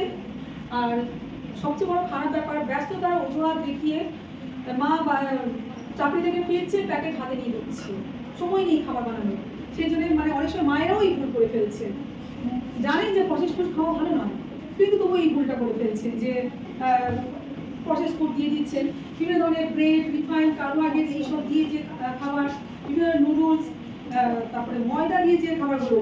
কিন্তু আমাদের ফুড ডিপার্টমেন্টও অনেক ইমপ্রুভ করছে। আগে একটা সময় ছিল শুধু ময়দা নুডলস পাওয়া যেত, এখন কিন্তু আটা হচ্ছে নুডলসও পাওয়া যাচ্ছে।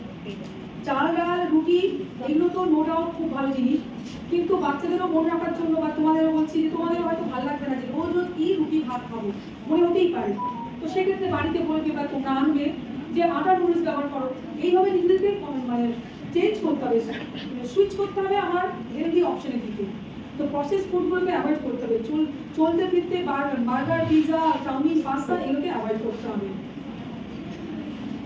এবং কিছু বেভারেজেস যেগুলো হয়, এই যে এখন গরমকালে কোল্ড ড্রিঙ্কস খাওয়ার প্রচণ্ড টেন্ডেন্সি থাকে, কিন্তু একদম প্র্যাকটিক্যাল ট্রুথ, আমরা গরমে এদিক ওদিক যখনই ছুটি আমরা ঘুরতে গেলে আমরা বলি যে একটু কোল্ড ড্রিঙ্কস খেয়ে নিই, কিন্তু কোল্ড ড্রিঙ্কস কোনো অ্যাঙ্গেল থেকে আমাদেরকে হাইড্রেটেড করে না, এতটুকু আমাদের হাইড্রেশন কাজ করে না।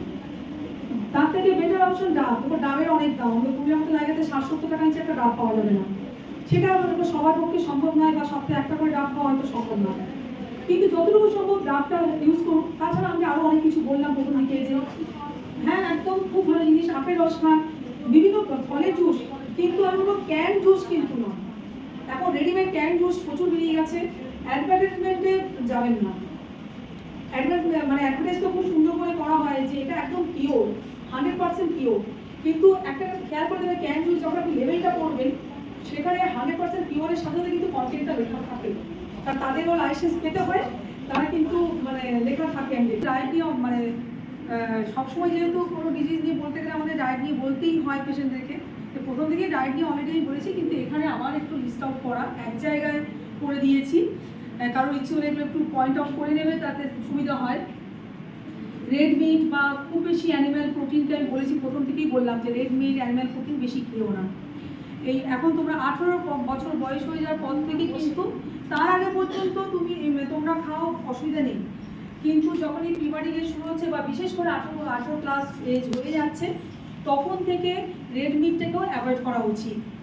বিভিন্ন ধরনের মানে যেটা আমরা ওই পাঁঠার মাংস, খাসির মাংস বলি, বা এই যে কি বলে মাছ অ্যানিম্যাল প্রোটিন বা ননভেজ যে প্রোটিন, মাছ নো ডাউট খুব ভালো অপশন, কিন্তু যখনই তোমরা বড় মাছ বেশি খাবে, একদিন যার কোনো সমস্যা নেই তারা 10 দিন 15 দিনে বড় মাছ খাও, কিন্তু রোজকার ডায়েট প্ল্যানে কখনোই 500 বা 700 বেশি মাছ খাওয়া উচিত নয়। এটা আমি অ্যাডাল্ট এজ সবাইকে বলবো, কার কোনো ডিজিজ কন্ডিশন নেই তবুও বলবো তাদের কিন্তু হেলদি ডায়েট প্ল্যান মেনটেন করার জন্য বড় সাইজের মাছটাকে স্কিপ করা উচিত। আর বেশি হাই সুগার হাই ফ্যাট খাবার খেতে নেই। আর যেটা আমি আরেকটা পয়েন্ট যেটা বলতে গিয়ে তখন এসেছিল, যেটা হচ্ছে মানে কোল্ড ড্রিঙ্কস, এই যে এগুলোতে কিন্তু প্রচণ্ড পরিমাণে সুগার বেশি থাকে আর এমটি ক্যালোরি থাকে। কোল্ড ড্রিঙ্কস খেয়ে শরীর কোনো অ্যাঙ্গেল থেকে ঠান্ডা হয় না, কোনো অ্যাঙ্গেল থেকে হাইড্রেটেড হয় না। আমাদের যে ডিহাইড্রেশন যাতে না হয়, গরমকালে কি বলে আমাদের শরীরকে হাইড্রেটেড করা দরকার, যাতে আমাদের ডিহাইড্রেশন না হয়, শুকিয়ে এক থেকে যেটা শুকিয়ে না যায়। তো সেই জন্য কোল্ড ড্রিঙ্কস কখনোই অপশন হিসেবে বেছে নেবে না। হ্যাঁ, কখনো জানি কোল্ড ড্রিঙ্কসগুলো তৈরি করা হয় এমনভাবে একটা আমাদেরকে অ্যাট্রাক্ট করে, কিন্তু পারতপক্ষে অ্যাভয়েড করবে। অকেশনালি এক একদিন খেলে ঠিক আছে, কিন্তু পুরো গরমকাল, সাপোজ 2 থেকে 3 মাস গরমকাল, অকেশনালি মানে আমি সপ্তাহে একদিন একটা করে কোল্ড ড্রিঙ্কস খাচ্ছি বা রবিবারে মাংস খাচ্ছি, একটু অনেকের যেন অভ্যেস আছে, অনেক বাড়িতেই অভ্যেস আছে যে মাংস খেয়ে বিরিয়ানি খেয়ে একটু কোল্ড ড্রিঙ্কস খাবো হজম করার জন্য। আমি বলবো কোল্ড ড্রিঙ্কস না খেয়ে জল জিরা খাও, অনেক বেশি হজম ভালো হবে। দইয়ের ঘোল বানিয়ে খাও, দইয়ের রায়তা খাও, বিরিয়ানির পাশে মাংসর পাশে তুমি বেশি করে স্যালাড খাও, দইয়ের রায়তা খাও, দেখবে অনেক বেশি ভালো হজম করতে সাহায্য করবে, তোমার হাইড্রেটেড হবে শরীর, অনেক বেশি উপকার হবে। আর হচ্ছে যে যেটা অ্যালকোহল এগুলো বললাম, আর চা কফিও একটু কম খেতে হবে। সারাদিনে 2 বার চা খাও, 2 কাপ চা খাও, তোমরা এখন অ্যাডাল্ট হয়ে গেছো, এখন তোমরা চা কফি খেতেই পারো, কিন্তু 2 কাপ, এবং সেই 2 কাপ 1 কাপের মাপ হবে 50 ml এর মধ্যে। 2 কাপ বলেছে বলে আমার 1 কাপের মাপ 200 ml হয়ে যাবে, সেটা কিন্তু নয়, ঠিক আছে? 50 ml এর মধ্যে 2 বার তোমরা চা খেতে পারো। আর মিল্ক টি, মিল্ক কফিকে অ্যাভয়েড করতে হবে। অনেকে যদি পছন্দ করে সেক্ষেত্রে মাঝে মধ্যে শখে খাবে, কিন্তু গ্রিন টি বা লিকার টি ওগুলোকেই খাওয়ার চেষ্টা করবে। আর সাপোজ থাইরয়েড ধরা পড়েছে, প্রবলেম ডায়াগনোসিস হয়ে গেছে, রেগুলার হয়তো অভ্যেস আছে এক্সারসাইজ করা। আমি বললাম না যে থাইরয়েডের পেছনে যে হ্যাঁ এক্সারসাইজ করে মানে থাইরয়েড হয়েছে, করে না বলে থাইরয়েড হয়েছে এরকম কোনো কারণ নেই। সাপোজ আপনার মানে অভ্যেস আছে, আমি যেগুলো একটু ওয়াকিং করি অথচ তবুও থাইরয়েড ধরা পড়ে না, এবার থাইরয়েড ধরা পড়েছে বলে আমি আমার ওয়ার্কআউট বন্ধ করে দেবো সেটা কিন্তু কোনো দরকার নেই। প্রেগনেন্সি টাইমে যেরকম যদি কারোর সঙ্গে কমপ্লিকেশন থাকে তাদের অনেক সময় রেস্টের দরকার পড়ে, বা তার প্রেগনেন্সি তার যে বেবি যে ফর্মেশনটা, ভ্রূণের ফর্মেশনটা এমন পজিশনে আছে, তার কিছু কিছু এখন হয়েছে কমপ্লিকেশন আসছে যে রেস্টের দরকার পড়ছে। সেইগুলো ছাড়া এমনিতে যদি থাইরয়েড হয়েছে শুধু আপনার নির্দিষ্ট একটা কিছু এক্সারসাইজ করার অভ্যেস আছে, একটা ব্যায়াম বা হাঁটা জগিং কিছু করার অভ্যেস হচ্ছে, কোনো কিছু বন্ধ করার দরকার নেই, রেগুলার ওয়ার্কআউট বজায় রাখবেন, কিচ্ছু অসুবিধা হবে না। নিজের বা এমনিতে আপনার বাইরে জব করতে যান বা স্টুডেন্টরা যারা বাইরে ক্লাস করছেন, সব কিছু কাজকর্ম বজায় থাকবে, কিন্তু যেগুলো মেনটেন করার দরকার ভালো করে ডায়েটটা মেনটেন করা, ট্রিটমেন্টটা কন্টিনিউ করা, এগুলো করতে হবে।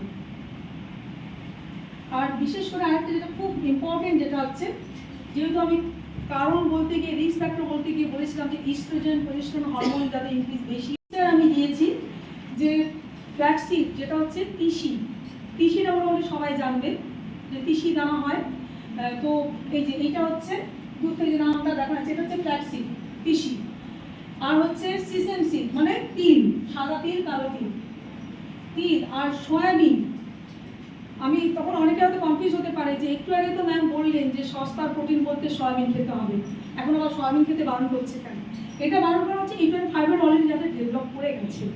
মাথায় রাখবে এখানে যেগুলো রেস্ট্রিক্ট করা হচ্ছে, এই যে লাস্ট যে পয়েন্টটা বলছি, উপরের পয়েন্টগুলো সবাইকে মেনটেন করাই ভালো, কিন্তু পার্টিকুলার ইস্ট্রোজেন ইনক্রিজিং ফুড যেগুলো তিসি, তিল বা সয়া প্রোডাক্ট যেগুলো, আর হচ্ছে কিছু যে লেন্টিল যেগুলো হচ্ছে কাবুল চানা, রাজমা, এগুলো খেলে বেশি করে খেলে ইস্ট্রোজেন ইনক্রিজ বেশি হয়। তো সেই জন্য এই ফুডগুলো পার্টিকুলার যাদের ফাইবারস রয়েছে তাদের ক্ষেত্রে এগুলো অ্যাভয়েড করতে হবে। আর খেজুরটাও কিন্তু আমাদের ইস্ট্রোজেন ইনক্রিজ করতে সাহায্য করে। প্রুন হচ্ছে অ্যাকচুয়ালি কুলকে শুকিয়ে রেখে অনেকে আচার করে রাখে, চাটনি করে রাখে, বা ফুডের উপর টপিং হিসেবেও বিভিন্ন জায়গায় সেটা ইউজ করা হয়। তো সেই শুকনো কুল এগুলো কিন্তু আপনার ডায়েট প্ল্যান থেকে মানে বাদ দিতে হবে যাদের অলরেডি ফাইবার হয়ে গেছে। মাথায় রাখবে এমনিতে যে কোনো দানা জাতীয় জিনিস এগুলো কিন্তু হেলদি ফ্যাট, বিভিন্ন বীজ আমাদের শরীরের জন্য খুবই উপকারী। আমি যে বারবার বলছি তেল ঘি কমাতে, মানে ওগুলো কিন্তু আনহেলদি ফ্যাট, যেগুলো আমাদের ফ্যাট কম মানে জমাতে সাহায্য করে শরীরে। আর কিন্তু এদিকে আমাদের শরীরে ফ্যাট তো দরকার, আমার শরীরটা চালাতে তো হবে, ক্যালোরি দরকার, এবং আমাদের প্রত্যেকটা ফুড উপাদান মানে খাদ্য উপাদান আমাদের দরকার, ফ্যাট, কার্বোহাইড্রেট, প্রোটিন সবই দরকার। তো হেলদি ফ্যাটের মধ্যে কিন্তু বিভিন্ন বীজকেও ফেলা হয়। বিভিন্ন বীজে থাকে প্রচুর পরিমাণে হেলদি ফ্যাট, হাই প্রোটিন এবং ফাইবার বীজ, যেটা একদম হেলদি ডায়েট প্ল্যানের জন্য খুব ভালো। কিন্তু ফাইবার যাদের হয়ে গেছে অলরেডি ডায়াগনোসিস হয়েছে তাদের ক্ষেত্রে এই সিডসগুলো স্পেশালি তাদেরকে একটু অ্যাভয়েড করতে হবে। তাহলে কি খাওয়া উচিত? খাওয়া উচিতের মধ্যে তেমন কিচ্ছু টেনশন নেই, শুধু ভালো করে সবজি খেতে হবে, ভালো করে ফল খেতে হবে, আর স্পেশালি সাইট্রাস ফ্রুট যেগুলো এখনকার সিজনে আমরা পাচ্ছি, মৌসুমি লেবু পাচ্ছি, কিছুদিন আগে কমলা লেবু সিজন গেছে, পাতি লেবু, মৌসুমি লেবু, বিভিন্ন ধরনের লেবু জাতীয় ফল বা পাতি লেবুটা সম্ভবত এখন পাওয়া যাবে মোটামুটি। তো এরকমভাবে যত রকম এই যে সাইট্রাস ফ্রুট, টমেটো কিন্তু আমরা সবজি দোকানে পাই ঠিকই, কিন্তু টমেটো অ্যাকচুয়ালি ফ্রুট। তো টমেটো কিন্তু খুব ভালো ভিটামিন সি রিচ এবং ইমিউন বুস্টিংয়ের জন্য খুব ভালো, নন ক্যান্সারাস মানে ক্যান্সার প্রিভেন্টিং হিসেবে টমেটো মারাত্মক ভালো জিনিস। তো এইরকমভাবে তারপরে এখানে নাশপাতি, আপেল, এইরকম ধরনের ফলগুলো, পার্টিকুলার যেই ফলগুলো একটু বেশি খেলে বেশি ভালো তাই সেগুলো পিকচার দিয়েছি, তাহলে প্রচুর মানে পিকচারে লিস্ট হয়ে যাবে। তো এই ধরনের সব রকম ফল খাবেন। ক্রুসিফেরাস ভেজিটেবল স্পেশালি যেগুলোকে বলা হয় এই যে বাঁধাকপি, ব্রোকলি, ফুলকপি, এগুলোকে ক্রুসিফেরাস ভেজিটেবল বলা হয়, যেগুলো খুব রিচ অফ অ্যান্টিঅক্সিডেন্ট থাকে, হাইড্রেটিং বেশি বা তার ওয়াটার কন্টেন্ট বেশি থাকে, তো ফাইবার রিচ হয়, তাই পার্টিকুলার এগুলোর জন্য ছবি দিয়েছি। তাছাড়াও আদারওয়াইজ সব রকমের ভেজিটেবল, ফ্রুটস ভেজিটেবল ভালো করে খাও, নন ভেজ প্রোটিনকে একটু কম খাও, তাহলে দেখবে শরীর ঠিক থাকবে। এবং ফাইবার নিউট্রিয়েন্ট ফাইবার হয়ে গেলেও এইভাবে ডায়েট প্ল্যানটা মেনটেন করতে হবে। তো সব কিছু করার পরে তাহলে এরপর আমাদের সব কিছু জানলাম, তাহলে আমাদের কি করা উচিত? আমাদের ফাইবার ধরা পড়ে গেছে, সাপোজ আমরা এগুলো তো হলো যে প্রিভেন্ট করার জন্য বা হয়ে গেলে কী কী রেস্ট্রিকশন, আমার ফাইবার ধরা পড়ে গেছে, তাহলে আমার কী করা উচিত? এখনই সার্জিক্যাল টেস্ট নয়, ওই যে যেটা আমি একটু আগে বললাম, ট্রিটমেন্ট কখনো বন্ধ করবে না, রেগুলার কিন্তু চেক আপে থাকতে হবে। কারণ অনেকের হয় কি যে ঠিক আছে আমি এইবারে করলাম, 6 মাস পরেও দেখলাম যে আমার সাইজ কিছু বাড়েনি, কিছু অসুবিধা হয়নি, তাহলে ঠিক আছে থাক, তাকে টোটালি ইগনোর করা হয়ে গেল। অনেকে এটা কি করে ফেলে, সেটা করবেন। ডক্টরের সাথে ডক্টরের কনসাল্ট অনুযায়ী চলবেন। ডক্টর যদি বলে এভরি 6 মান্থস চেক আপে আসুন, আপনি নিয়ম করে এভরি 6 মান্থসই চেক আপে যাবেন। যার ক্ষেত্রে যেরকম আর কি বললাম, যেমন একদম যার খুবই কম সমস্যা আছে বা খুবই ছোটো সাইজ আছে, সেভাবে ইনক্রিজ করছে না সাইজটা, তো সেক্ষেত্রে তাদেরকে 6 মাস গ্যাপ দিতেই পারে। তো সেইভাবে ডক্টর কনসাল্ট অনুযায়ী রেগুলার চেক আপে থাকতে হবে। এবার রেগুলার চেক আপের মধ্যে আপনার ডক্টর অনেক সময় আপনাকে আবার তারা অনেক বিজনেস করছে, এটা আমি অস্বীকার করি না, এটা সত্যিই করছে। অনেকে অনেক গরিব মানুষ পারবে না, তবুও তাকে দিয়ে টেস্ট লেখাচ্ছে, কি না হয়তো ল্যাবের সঙ্গে আমার কানেকশন আছে, আমার সেই কমিশন পাবো করে, কিন্তু তাই বলে সবাই সমান নয়। তাই ডাক্তাররা কিছু টেস্ট করতে দিলে কখনো এটা ভাববেন না যে মানে সবসময় ভাববেন না, যদি কাউকে সন্দেহ হয় অবজেকশন নিশ্চয়ই করবেন, কিন্তু ডাক্তাররা টেস্ট দিচ্ছে মানে এই নয় যে ডাক্তার আমার খরচ করিয়ে দিচ্ছে। আপনার ভালোর জন্যই আপনাকে সোনোগ্রাফি করাবে, ব্লাড টেস্ট করাবে। লাইফস্টাইলে খুব কমন প্রবলেম যাকে বলে স্ট্রেস, সবারই প্রচণ্ড স্ট্রেস আছে, টেনশন। একটা ছোটো বাচ্চাও মানে অনেক সময় মায়েরাও ভুল করে ফেলে যে ফার্স্ট হতে হবে তোকে। এখনকার ইঁদুর দৌড়ে সবাই দৌড়চ্ছে, মানে এখন সবাই বলবো না, মোটামুটি কনসাস মানুষ হচ্ছে, তবুও 70-30% তো বলাই যায়, 70% দৌড়চ্ছে ইঁদুর দৌড়ে, 30% তবুও একটা স্টেবল জায়গাতে আছে। কখনো মায়েরা চাপ দিচ্ছে, কখনো বাচ্চারা নিজেরা ছোটো বয়সেই চাপ নিয়ে ফেলছে, মানে সিঙ্গেল চাইল্ড এখন ম্যাক্সিমাম। তো সেক্ষেত্রে বাচ্চার মধ্যেও সেই কম্পিটিশন এসে যাচ্ছে যে না ও ফার্স্ট হয়েছে, আমাকে ফার্স্ট হতে হবে, তারও কিন্তু তার স্ট্রেসের ধরুন অন্যরকম। এরকমভাবে স্ট্রেসটা প্রচণ্ডভাবে মানুষের জীবনে এখন খুব কমন, মানে একটা সেই কী বলবো এপিডেমিক আকার নিচ্ছে এখন স্ট্রেসটা। তো সেই স্ট্রেস যাতে না হয় সেটার জন্য স্ট্রেস ফ্রি থাকার চেষ্টা করবেন। আমি যেটা বলবো যে যত এক্সারসাইজ ডায়েট সব কিছুর সঙ্গে মেডিটেশন করার চেষ্টা করবেন, সবাইকে বলবো, মানে ম্যামদেরও বলবো এবং স্টুডেন্টদেরও বলবো যে মেডিটেশন করার অভ্যেসটা প্রচণ্ডভাবে দরকার। এবং মেডিটেশন মানেই যে আমাকে ঘন্টা পর ঘন্টা বসে ধ্যান করতে হবে তা নয়। যার যেমন লাইফস্টাইল, সারাদিন সময় হচ্ছে না, রাতে ঘুমোতে গিয়ে সেক্ষেত্রে ফোন তো ছাড়তে, আমি আগেই বলেছি আমার কথা শুনতে হলে ফোন আগে ছাড়তে হবে। বিছানায় শুয়ে স্ট্রেট, একদম স্ট্রেট শোবেন, ফোনটাকে সেখানে ইনফ্লুয়েন্স করুন। এখন আর টেপ রেকর্ডার আলাদাভাবে পাওয়া মুশকিল, কারো বাড়িতে খুব একটা পাওয়া যাবে না, কিন্তু ফোনটা সবার বাড়িতে আছে, ফোনটাকে একটু দূরে রেখে একটা মেডিটেশন মিউজিক চালান, চোখ বন্ধ করে শুয়ে থাকুন। ওটাতে আপনার ঘুমটাও ভালো হবে এবং 10 থেকে 15 মিনিট আপনি সেই সময় সারাদিনে যত কিছু পজিটিভ অ্যাক্টিভিটিসগুলো মনে করবেন। এইভাবেও যাদের খুব সময়ের অভাব থাকে তাদেরকে বলবো এইভাবে হলেও একটু মেডিটেশনটা বজায় রাখতে। মেডিটেশন আমাদের প্রচণ্ডভাবে উপকার করবে আমাদের ঘুমকে ভালো রাখার জন্য, আমাদের স্ট্রেস ফ্রি করার জন্য। সারাদিনে আমরা যে শুধু খারাপ, অনেক সময় হয় যে আজকে সারাটা দিন খুব খারাপ গেল, আমরা বলি যে আজকে সারাদিন খুব খারাপ গেছে। আমার আজকে সবচেয়ে বড় পজিটিভ সাইড যে আমি আজকে এখানে এসেছি আর সবাই আমন্ত্রণে আমার প্রচণ্ড ভালো লাগছে এবং এত সুন্দর একটা প্রোগ্রাম হচ্ছে। এই যে পজিটিভ থিঙ্কিংটা আমার মাথার মধ্যে রাখবো, যখন ঘুমোতে যাবো, আর যদি আমার যাওয়ার সময় আরো কিছু অসুবিধা হয় বা ঘরে কিছু অসুবিধা হলো, কিন্তু আমার এইটাকে মাথায় রেখে আমি রাতে ঘুমোতে যাবো। তবে নিজেদেরকে স্ট্রেস ফ্রি রাখতে না, স্ট্রেস কিন্তু আমাদের হরমোনকে প্রচণ্ডভাবে এফেক্ট করে। আমাদের বিশেষ করে মেয়েদের ক্ষেত্রে আমাদের যে ফিমেল হরমোনগুলো সেগুলো তো খুব এফেক্ট করে এবং তার জন্য আমাদের অনেক প্রবলেম অ্যারাইজ করে। অলরেডি পেইন হচ্ছে, অসুবিধা হচ্ছে, তো বেশিরভাগ পেনের সময় যদি কারো গরম শেক নিয়ে আরাম হয়, হট ব্যাগ পাওয়া যায়, তো গরম শেক নাও, একটু আরাম নাও, এইভাবে মানে যাতে একটু কমফোর্টেবল অবস্থা থাকে, পেন হলে একটু সেভাবে আরাম করবে। আর যারা সাইকেল চালিয়ে আসো, আমি বলবো সেক্ষেত্রে যাদের একটু মেন্সের সময় প্রবলেম আছে সেই সাইকেলটা করবে, একটু সাবধানে থাকবে, কেননা আমাদের এটা নর্মাল ব্যাপার, কিন্তু যাদের প্রবলেম হয় তারা একটু নিজেদের সাবধানে থাকবে। সেটা হচ্ছে যে আমাদের যেটা মানে আমরা ইউটিউবে দেখলাম যে অ্যানিমিয়া হয়েছে, আমি এটা এক্সাম্পল বলছি, অ্যানিমিয়া হয়েছে, তাহলে আয়রন ট্যাবলেট থেকে অ্যানিমিয়া কমানো যায়। চলে গেলাম দোকানে, আয়রন কিনে নিয়ে খাওয়া শুরু করলাম, বা ভিটামিন ডি কম হয়েছে, ভিটামিন ডি আমরা ট্যাবলেট কিনে খেয়ে না। এই কাজটা কখনোই কেউ করবে না। বা এই যে এক্সেস ব্লিডিং হচ্ছে, ব্লিডিং বন্ধ করার একটা ওষুধ আমি দেখতে পেয়েছি, ডাক্তাররা বলছেন, ডাক্তাররা সুবিধার জন্য বা যারা ইমার্জেন্সি সিচুয়েশনে আছে, হঠাৎ করে ইমার্জেন্সি সিচুয়েশন, সেই জন্য ডাক্তারদের ভিডিওতে তারা বলেন, কিন্তু তার মানে এই নয় যে যখন তখন আমি আমার সুযোগ আছে ডক্টর কনসাল্ট করা, তবু আমি কনসাল্ট না করে মেডিসিন কিনে খেয়ে নিচ্ছি। এইটা কিন্তু কেউ কখনোই করবে না। সে এক্সেস ব্লিডিং হোক, পেইন হোক বা যাই হোক, যে কোনো প্রয়োজনে, যে কোনো প্রবলেমে কখনো ওভার দ্য কাউন্টার মেডিসিন কিনে খাবে না। এইটা সবসময় মাথায় রাখবে।